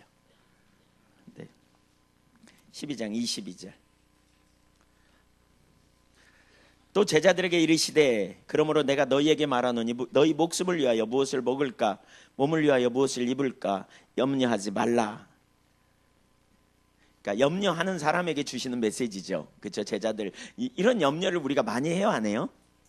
많이 하죠. 여러분 이런 염려가 여러분 가끔 있어요? 그러면 우리에게 주시는 메시지예요. 맞나요? 그러니까 염려하는 순간에 우리는 이 구절을 들 필요가 있어요. 23절 목숨이 음식보다 중하고 몸이 의복보다 중하니라. 그러면서 이 목숨이 음식보다 중하다. 우리의 목숨을 구원하신 하나님께 초점을 두게 하는 거라고 보고요. 24절 읽어보세요. 여기 중요해요. 시작. 까마귀를 생각하라. 심지도 아니하고 거두지도 아니하며 골방도 없고 창고도 없으되 하나님이 기르시다니 너희는 새보다 얼마나 귀하냐. 여기 보세요. 우선 까마귀를 생각하라 그러세요. 까마귀가 심지도 않고 거두지도 않고 골방도 없고 창고도 없어요. 근데 하나님이 기르신다는 거예요. 이걸 생각하라는 거예요. 생각하라는 거예요. 여러분 이 묵상의 개념에서 우리가 아주 중요한 한 가지는요, 하나님이 어떤 일을 이루시는가를 보라는 거죠. 생각이 되게 중요해요. 자꾸 생각해 봐야 돼요. 아까 제가 십자가, 이거 수많은 생각 속에서 나온 결론입니다. 저는 그렇게 풀어갑니다. 제가 그걸 그렇게 적용했습니다. 제가 왜 주님 안에서 확신을 갖느냐? 저는 예수 믿고 하나님이 저를 사랑하시는 분명한 확신이 있습니다. 저는 제가 어떤 상황에서든지 하나님이 저를 가장 좋은 길로 인도한다는 분명한 확신이 있습니다. 그 확신이 어디서 나왔느냐? 무수한 생각 속에서 아까 십자가를 생각하면서 제가 죄인임이 틀림이 없고 죄인된 저를 구원하기 위해 하나님의 아들이 오셨다는 사실, 그리고 그 아들이 저를 위하여 죽으신 이 사실을 보면 하나님은 저를 가장 선한 길로 인도하심을 제가 봅니다. 제가 내적 치유하면서요, 많은 사람들이 이거 가지고 시험 듭니다. 왜 하나님이 우리에게 이 땅에 이렇게 나를 이런 집안에서 태어나게 해가지고 왜 하나님이 나를 이렇게 고통스럽게 하는가? 나도 좋은 집안에 태어났으면 좋겠는데 그걸 뭐라고 풀어가냐? 많은 사람이 하나님 주권이야. 이렇게. 그러니까 주권에 성질나. 하나님 주권에 화가 나. 많은 사람이 그래요. 근데 저도 그 문제 갖고 되게 씨름하다가 이런 결론이 나왔거든요. 이게 보이더라고요. 이게 하나님이 우리를 사랑하시는데 주권이라고만 말할 그런 문제는 아닌 것 같다. 이건 그냥 무조건. 그럼 여기 뭐가 있다. 그리고 생각하다가 이게 보였어요. 하나님이 우리를 그 자리에 둔 게 아니고요. 죄악이, 인간의 죄가. 그럴 거 아니에요? 보세요. 죄는 뭐예요? 죄는 욕구를 지나치게 욕구를. 그래서 현대판 선악과 있죠. 그게 뭡니까? 육신의 정욕, 안목의 정욕, 이생의 자랑. 그러니까 인간은 재물을 소유하고 싶어요. 이게 행복을 준다고 생각해요. 근데 과한 생각을 가져. 그러다 보니까 뭐예요? 남의 것 빼앗아야 돼. 물질을 이 세상에 존재하는 물질의 한계가 있는데 내가 부자 되려면 어떻게 해? 남의 걸 뺏어야 내가 부자 돼. 그러다 보니까 상처를 받았어. 상처를 준 사람도 있고 받은 사람도 있겠죠. 그러면 우리는 어떤 사람 맨날 주기만 하고 어떤 사람 맨날 받기만 하냐? 아니에요. 거꾸로 될 수 있어요. 그 후손 때 바뀌고요. 또 쾌락을 추구해요. 인간은 성적인 문제. 요즘 미투 얼마나 난립니까? 성적인 쾌락 이 시대만 있었습니까? 아니에요. 소돔과 고모라 성 보세요.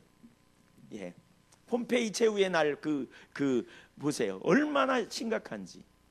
심각해요. 대대로. 그렇다면 우리네 할머니가 우리네 한 증조 할머니쯤 혹시 아세요? 누군가의 성추행을 당해가지고 쓴뿌리가 있을지.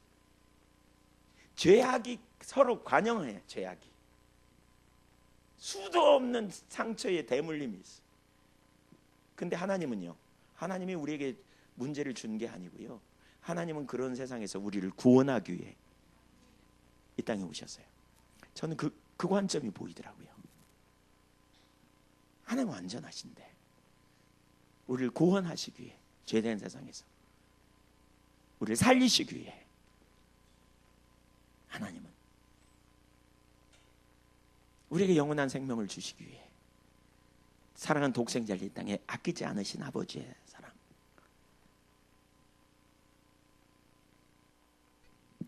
생각. 여러분 생각해 보세요. 사실 여러분 하나님에 대한 원망이 여러분 속에 있다면 그게 진리인 것처럼 생각하지 마세요. 하나님은 여러분에게 뭔가 잘못해 주는 것처럼 생각하면 그거 방치하고 가지 마세요. 생각해 보세요. 뭘 생각해요? 십자가부터 가보세요. 하나님이 여러분에게 잘못되고 있는지. 절대로 안 그래요. 이렇게 생각하라는 거예요. 이 생각을 계속해요. 생각을 계속 끊임없이 생각해요. 부정적인 생각, 이해할 수 없는 거 생각해 보는 거예요. 여러분 생각하다 잘 안 되면 씨름하다가 안 되면 또 씨름하고 또 하고 그러다가 안 되면 저한테 오세요. 같이 얘기해 볼게요. 어떻게 생각해야 옳은지. 사실 영적으로 성숙된 사람은 지각을 사용해요. 수도 없는 경험을 통해서 어떻게 생각하는 게, 어떻게 보는 게 올바른지. 성경은 진리인데. 그래서 제가 볼 때는 이런 것 같아요. 저는 내적 치유 같은 것도 누가 잘하냐? 이걸 많이 해본 사람이 진리가 이거야 가르쳐 주는 거예요. 결국 근본적으로 그거거든요. 과거의 상처 치유되는 거기 끝이 아니라 그 상처는 좀 덜 치유돼도 결국 진리를 본인이 꽉 붙잡고 선다면 거기 놀라운 승리가 있어요. 진리로 자유케 되니까. 우리가 가야 될 치유의 끝은 거기라고 봐요. 저는 우리가 서야 될 치유는 거기예요. 진리에 동의해서 서는. 물론 그 과정 중에 내적 치유가 저는 그런 영역에서 필요하다. 한 번쯤 타임머신 타고 과거로 돌아가서 한번 잘못된 거 토해내고 가스 거기 빼내고, 그리고 그 다음에 진리로 동의하는. 그래서 결국은 나중에 가면 진리로 동의하게 하기 때문에 사실 많은 사람들이 도전받고 회복되고 그러는 것 같더라고요. 어디로 가야 되는지 생각해 보세요. 여러분 지금 하나님에 대한 원망이 있거나 혹은 어떤 사람에 대한 어떻게 그럴 수 있어 이런 생각이 있다면 생각해 보세요. 저는 이렇게 결론을 내렸어요. 어떤 사람들이 잘못하잖아요. 제가 알았어요. 이 인간이나 그 인간이 다 똑같아. 그래서 누가 필요해요? 주님이 필요해요. 내가 할 일은요, 그 인간 저주하는 게 아니고요, 그 인간을 위해 축복하고 은혜를 부어달라고 구하는 거예요. 그리고 하나님은 다 하셔. 하나님 이거 모르나 다 하셔.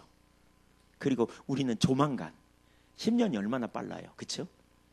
우리 10년 몇 번만 지나면 여기 별로 없어요. 남아있을 사람 별로 없어요. 아마 그때는 성경이가 이렇게 저처럼 얘기할지 몰라. 얼마 없어. 금방 가더라 다 이렇게. 솜살같이 가잖아요. 근데 그분 앞에 우리는 설 거예요. 그렇게 생각하면 쉽더라고요. 생각해봐.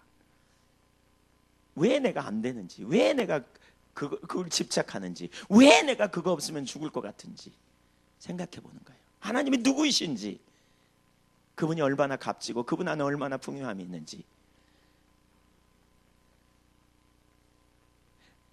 다른 생각들이 우리 가운데 되게 많이 올라오죠. 그 생각을 잘라내고요, 말씀의 기초에서 주님이 누군지 생각해 보세요. 아멘. 요한계시록 2장에도 보면 그러면 이제 여기 뒤에 좀 더 볼 겁니다. 근데 요한계시록 2장에도 보면 그러잖아요.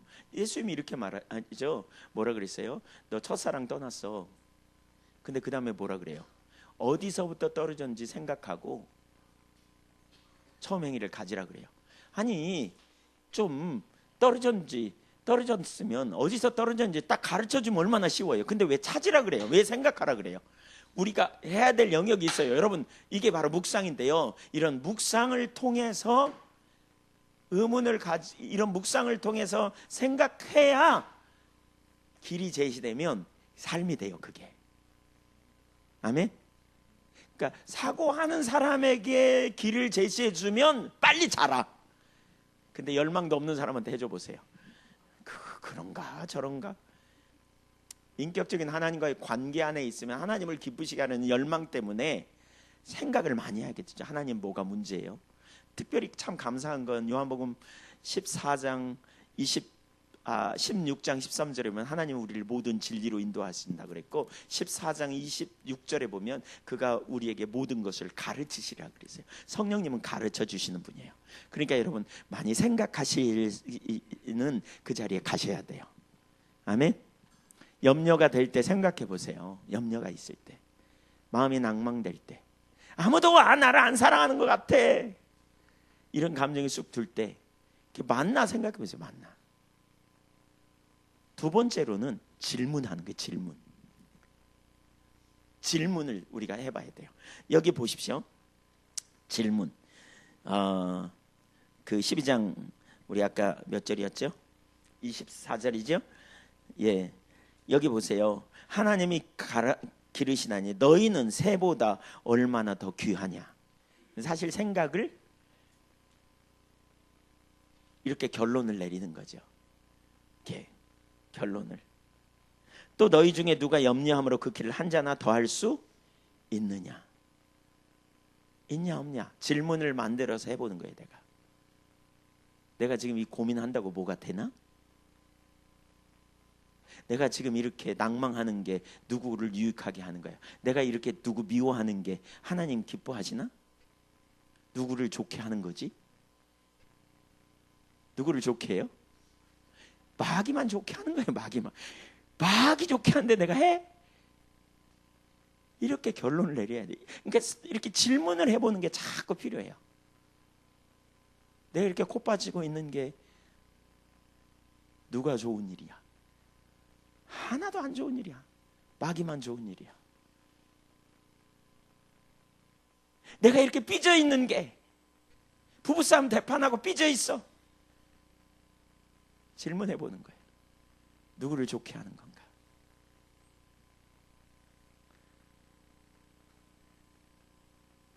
내가 이렇게 불평하고 원망하는 것이, 내가 이렇게 낭망하는 것이 진리인가? 하나님 나를 안 사랑하는 것처럼 느껴진 게 진리인가? 질문해 보세요. 그리고 생각하는 거예요. 여러분, 이게 묵상이에요. 이게 묵상. 삶의 현장에서 여러분 안에 심화시키는 거예요. 말씀의 토대로 자꾸 그렇게 적용해 보세요. 자꾸 그렇게.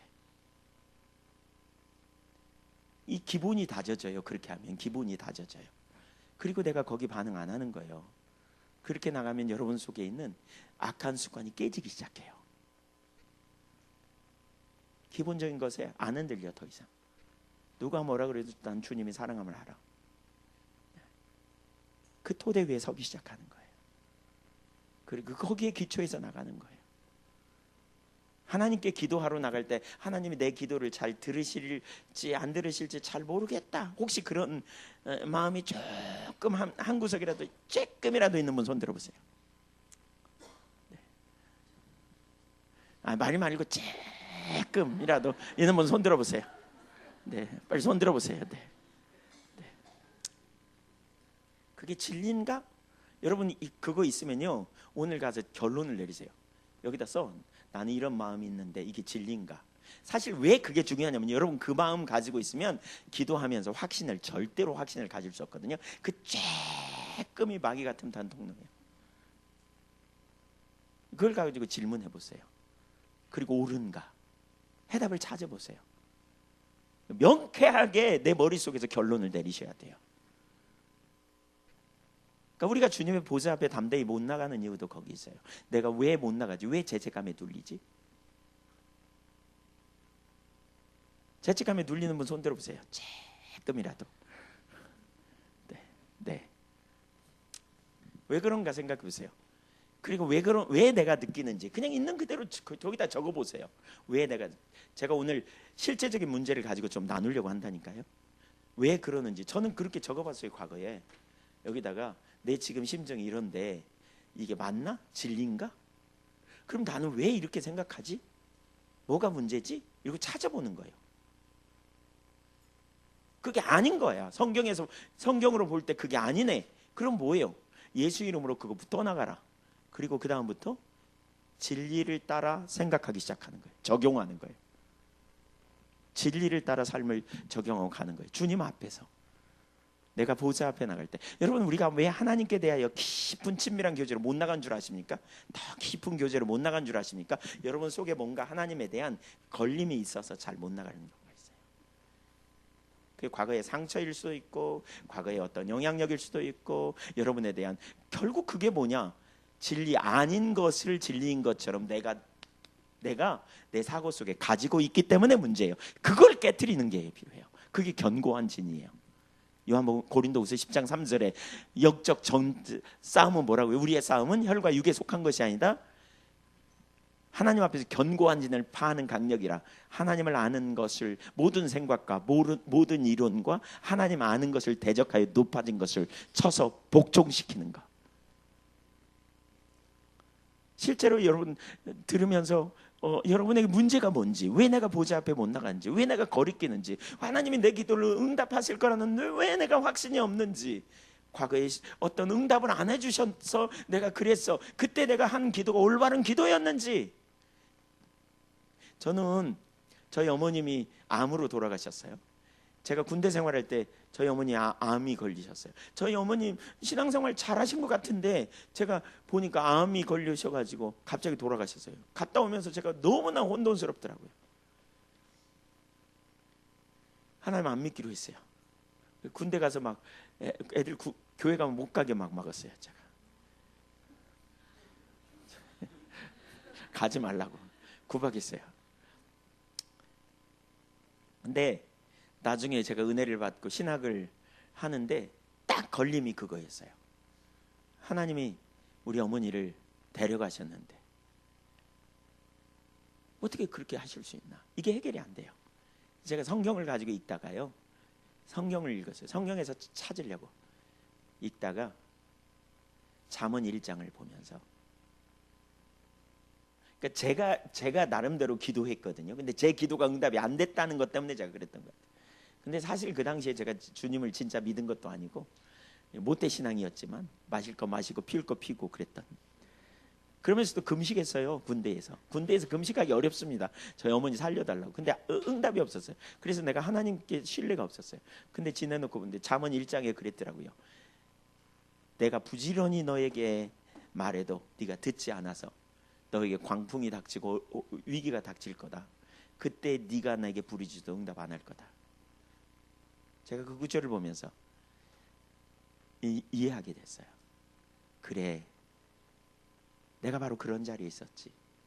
하나님께 반응할 수 있지 못하는 어려움만 오니까 그때 살려달라고, 저희 어머니 살려달라고 제가 군대에서 금식하면서 기도했는데 응답이 없으니까 그런 자리에 간 거죠.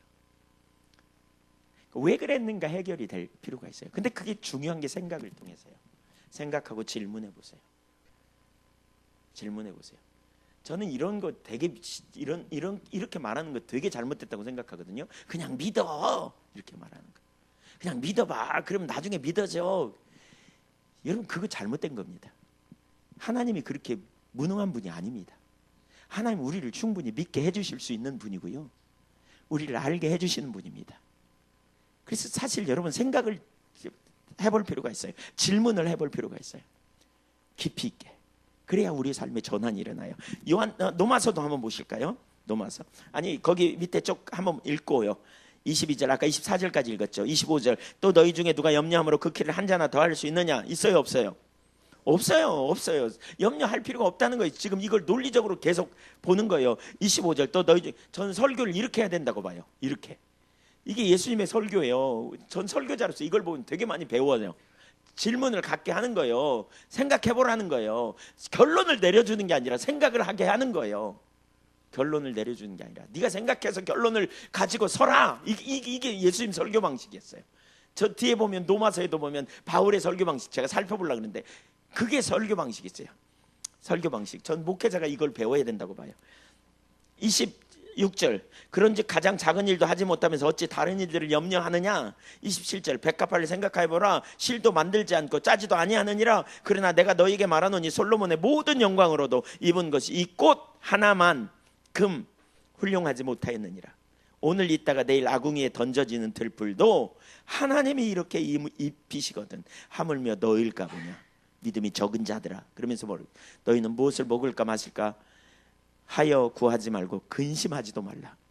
이 모든 것은 세상 백성들이 구하는 것이라 너희 아버지께서 이런 것이 너희에게 있어야 할 줄을 아시느니라. 믿으십니까? 정말 믿으세요? 무조건 아멘 하지 말고 진지하게 생각해 보세요, 여러분. 진짜 나는 결론이 나와. 이게 결론이 나와. 진짜 맞아? 이게 맞아? 맞다. 그러면 다시는 흔들리지 않는 거예요. 여기에 토대에서 서는 거예요. 묵상 없이 대답하기 때문에 우리가 능력이 없어요. 그냥 단순히 이 말씀의 의미를 깊이 보세요. 생각해 보세요. 하나님 내 필요를 채우신다라는 확신을 우리가 깊이 묵상하는 가운데 결론을 가져야 돼요. 이게 기본이에요. 이게 기본적인 요소들이에요. 그렇게 되면 그 다음에 뭐예요? 너희는 먼저 그의 나라와 의를 구하라. 그러니까 우리는 하나님 나라와 하나님 영광을 위해 살면 하나님이 우리의 기본적인 필요를 채우신다는 거예요. 아멘. 이렇게 묵상하는 거. 노마서 8장도 보시죠. 여기만 살펴보고 마쳐야 되겠네요. 오늘 빨리 끝나야 저녁 먹을 수 있다고 우리. 노마서 8장 31절 보세요. 여기서도 계속 질문합니다. 질문. 저는 이 질문이 참 중요하다고 봅니다. 왜 질문해요? 질문을 통해 결론을 내가 스스로 내리는 거죠. 여러분 자꾸 질문을 해보세요. 하나님이 능력이 하나님 맞아? 맞아. 하나님 나를 아셔? 아셔. 그러면 하나님은 나에게 필요를 채우시는 분 맞아? 맞아. 하나님 나를 가장 좋은 길로 인도하시는 분 맞아요? 맞아. 왜? 뭘 보면 알아? 십자가를 보면 알아. 이렇게 결론을 내려가는 게 필요해요. 거기 8장 31절 보세요. 이것도 의문문입니다. 의문문 31절 시작. 그런즉 이 일에 대하여 우리가 무슨 말하리요?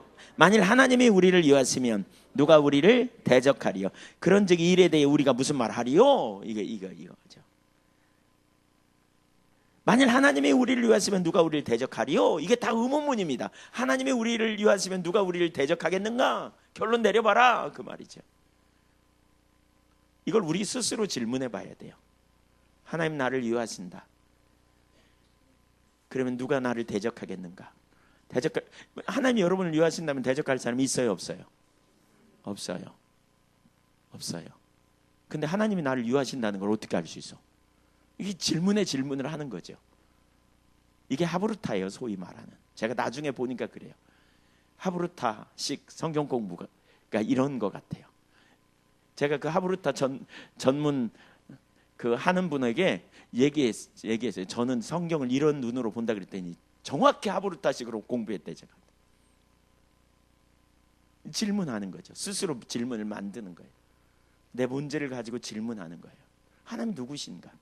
하나님은 어떤 분인가? 뭘 보고 하나님이 나를 위하신다는 걸 믿어요? 그냥 성경에 나오니까 그냥 믿어요? 아니에요. 그러면 논리가 빈약해갖고 무너져버려요. 흔들려버려요. 어려움이 좀만 오면 하나도 안 위하는 것 같아. 그럼 뭘 보면 아냐? 32절 보세요. 자기 아들을 아끼지 아니하시고 우리 모든 사람을 위하여 내어주시니까 어찌 그 아들과 함께 모든 것을 우리에게 주시지 않겠느냐? 이것도 의문문이에요. 주시겠냐 안 주시겠냐 이렇게 묻는 거예요. 지금 이렇게 묻는 거예요. 자기 아들을 아끼지 않고 내어주신 분이. 여러분 이렇게 질문해 보세요. 자꾸 요동치지 말고요. 자꾸 흔들리지 말고요. 흔들리는데 내가 왜 흔들리지? 뭐가 문제지? 질문해 보세요. 깊이. 그 질문을 통해서 확신을 갖는 거죠. 그래, 하나님 날 유하신대. 그래, 하나님이 나와 함께 하시면. 그래, 충분하지. 아무런 문제 없지. 사실 이 구절 하나하나 깊이 살펴보면 너무 재밌어요. 현재적으로 주신다는 말이고요. 지금도 계속 주신다는 거예요. 아들을 주신 것처럼 지금도 계속 안 주겠냐? 주겠어요? 안 주겠어요? 그러니까 하나님이 우리에게 기도응답 안 해주시지 않아. 이 구절만 봐도 결론이 났어. 주님 너무너무 나를 사랑하시는. 이 결론에 내가 설교를 듣고 단순히 아멘이 아니라 여러분이 이걸 들었으면 찾아보면서 묵상하는 거예요. 심화시키는 거예요. 정말 맞나? 내 나름대로의 논리가 구체화되어지면 누구에게든지 설명하는 거죠. 이걸 하나님 진짜 주시는 분이야. 그리고 문제가 올 때 내가 그 문제를 적용하면서 돌파해. 이게 영적 돌파입니다. 돌파해내요. 뭘로요? 내가 아는 진리로, 성경의 진리로. 이게 바로 뭐죠? 요한복음 8장 31절에 너희가 내 말에 거하면 참으로 내 제자가 되고 진리를 알지니 그랬어요.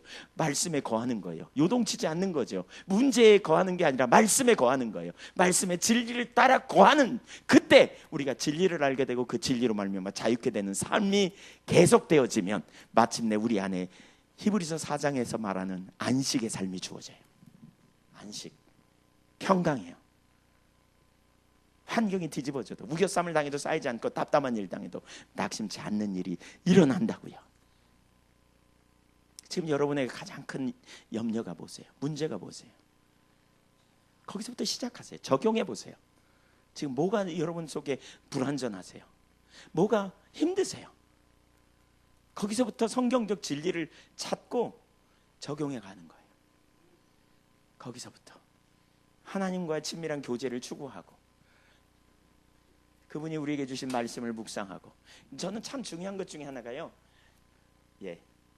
좀 이따 나눌게요. 근데 아니 그냥 나누면 말씀을, 그래서 성경 핵심 구절은 암송하는 게 참 필요하다 싶어요. 암송해야 돼요. 핵심 구절을 많이 암송할 필요가 있어요. 그러니까 그런 문제가 생길 때 그런 말씀을 가만히 생각하면서 애웠던 암송 구절을 묵상하는 거죠. 이렇게. 그런 중 우리가 무슨 말하리요? 하나님이 나를 유하시면 누가 우리를 대적하겠는가? 대적할 사람이 없다. 자기 아들을 아끼지 않고 내놓으셨는데, 내가 죄인된 나를 위해, 내가 아직 죄인이었을 때 주님께서 나를 위해 아들을 아끼지 않고 내놓으셨는데 얼마나 놀라운 사랑, 은혜요. 그 주님이 나를 가장 좋은 길로 인도하시겠는가? 나는 마치 물결에 요동쳐서 어디로 흘러갈지 모르는 정처없이 그 거룻배에 타가지고 표류하는 것 같지만 하나님이 내 인생을 가장 선하고 완전한 길로 인도하시리라. 그리고 주님 맞아요? 그러신가요? 친밀한 교제 가운데서 그 확신을 가지고 주님과 교제하며 나가야 강력해요. 아멘. 그 뒷구절도 좀 보실래요? 그래서 누가 정죄하리요? 그러니까 33절, 누가 능히 하나님의 택하신 자들을 고발하리요? 고발하겠는가? 불가능하다는 거예요. 이게 다 의문문이에요. 의롭다 하시는 하나님이시니 누가 정죄하리요? 정죄하겠는가? 죽으실 뿐 아니라 다시 살아나시는 그리스도 예수시니, 그분은 죽을 뿐만 아니라 살아나셨어. 그는 하나님 보좌 우편에 계셔. 그리고 우리를 위하여 간구하는 자시다. 누가 우리를 그리스도의 사랑에서 끊을 것인가? 누가 나를 그리스도의 사랑에서 끊을 것인가? 누가 나를 그리스도의 사랑에서 나와 그리스도와의 관계를 끊을 것인가? 끊을 수 있겠는가? 불가능하다. 이 확신 가운데 거하는 거죠. 여러분, 이 확신 가운데 거하셔야 돼요. 자꾸 생각하세요. 생각 없이 신앙생활 하지 말고요. 우리가 생각해 봐야 돼요. 문제를 만나면 저녁에 주무시기 전에 여러분의 마음이 불편하거나 어떤 일이 일어나면 왜 내가 불편하지? 이게 정상인가? 비정상인가? 생각해 보세요. 생각해 보세요. 하나님의 임재를 소중히 여기면서 십자가의 대속의 은혜를 생각하면서 그리고 생각해서 적용하는 거예요. 하나하나. 그렇게 돼야 실제적 지식이 돼요. 그리고 비슷한 일이 생길 때 나는 이제 그걸 적용해서 남들은 요동하지만 나는 요동하지 않으리라. 남들 전에는 뒤집어졌지만 나는 이제 그 구절을 가지고 고백하면서 주님을 붙들고 찬양하고 주님께 임재 안에 있고 터널을 통과하는 것 같은 시기에 하나님 앞에 감사하고 은혜를 구할 때 어떤 순간 하나님의 은혜로 함께 하셔서 그걸 잘 넘기게 하시고 이러면 이제 경험이 되는 거죠. 한 번 경험, 두 번 경험, 세 번 경험. 나중에 그게 뭐예요? 지각을 사용해서 이제 웬만한 일에 넘어지지도 않아. 금방 알아. 전에는 누가 건들면 열받아서 뒤집어졌어. 상습적으로. 근데 이제 안 뒤집어져. 화를 칵 냈다가 아 그래 이건 하나님 안 기뻐하는 거지. 그래서 회개하고 용서하고 상대편 축복하고 끊어버려. 그리고 주님께 맡겨. 그러면 성숙돼 가는 거죠. 금방 화냈다가 금방 가서 사과해. 전에는 막 뒤끝 장렬을 막 일주일씩 열흘씩 한 달씩 갔는데 이제 금방 끊어버려. 왜요? 사람에게 반응하지 않고 하나님께 반응하는 거죠. 진리가 너희를 자유롭게 하리라. 성령님이 우리를 이끌어 가시는 삶, 이 삶을 사는 거죠. 실제로 여러분 묵상을 많이 하셔야 돼요. 묵상.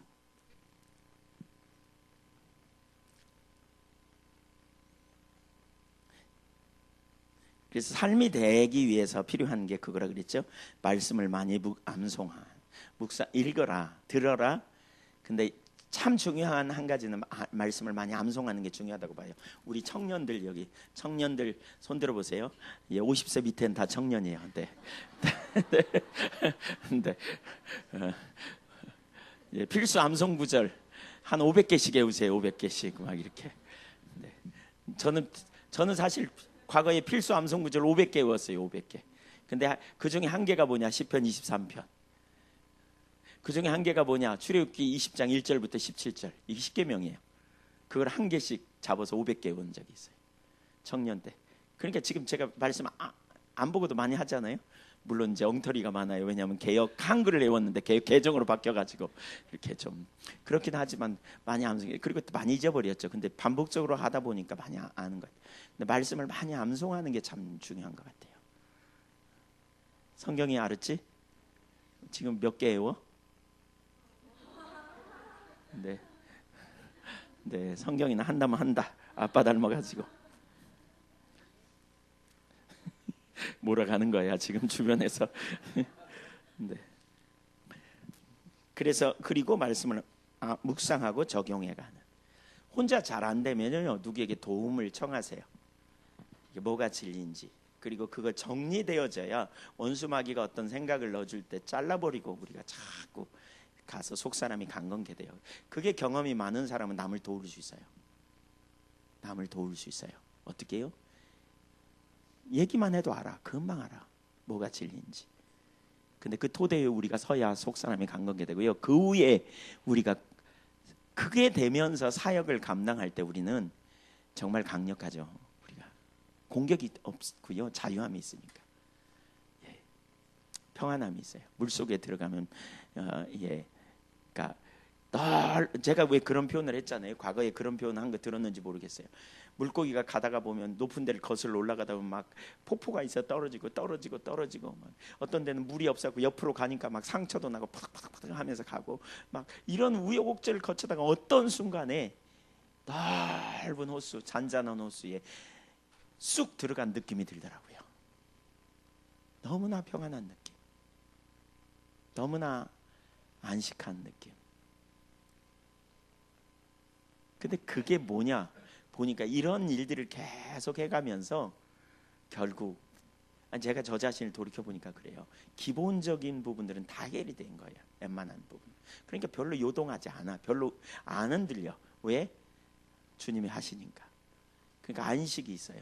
문제가 없어서 안식이 아니고요. 하나님을 믿으니까. 네, 그렇게 성숙되기를 축복합니다. 네, 우리 찬양 하나 하고 기도할까요? 네, 기도 사역은 저녁에 저쪽에서 할까?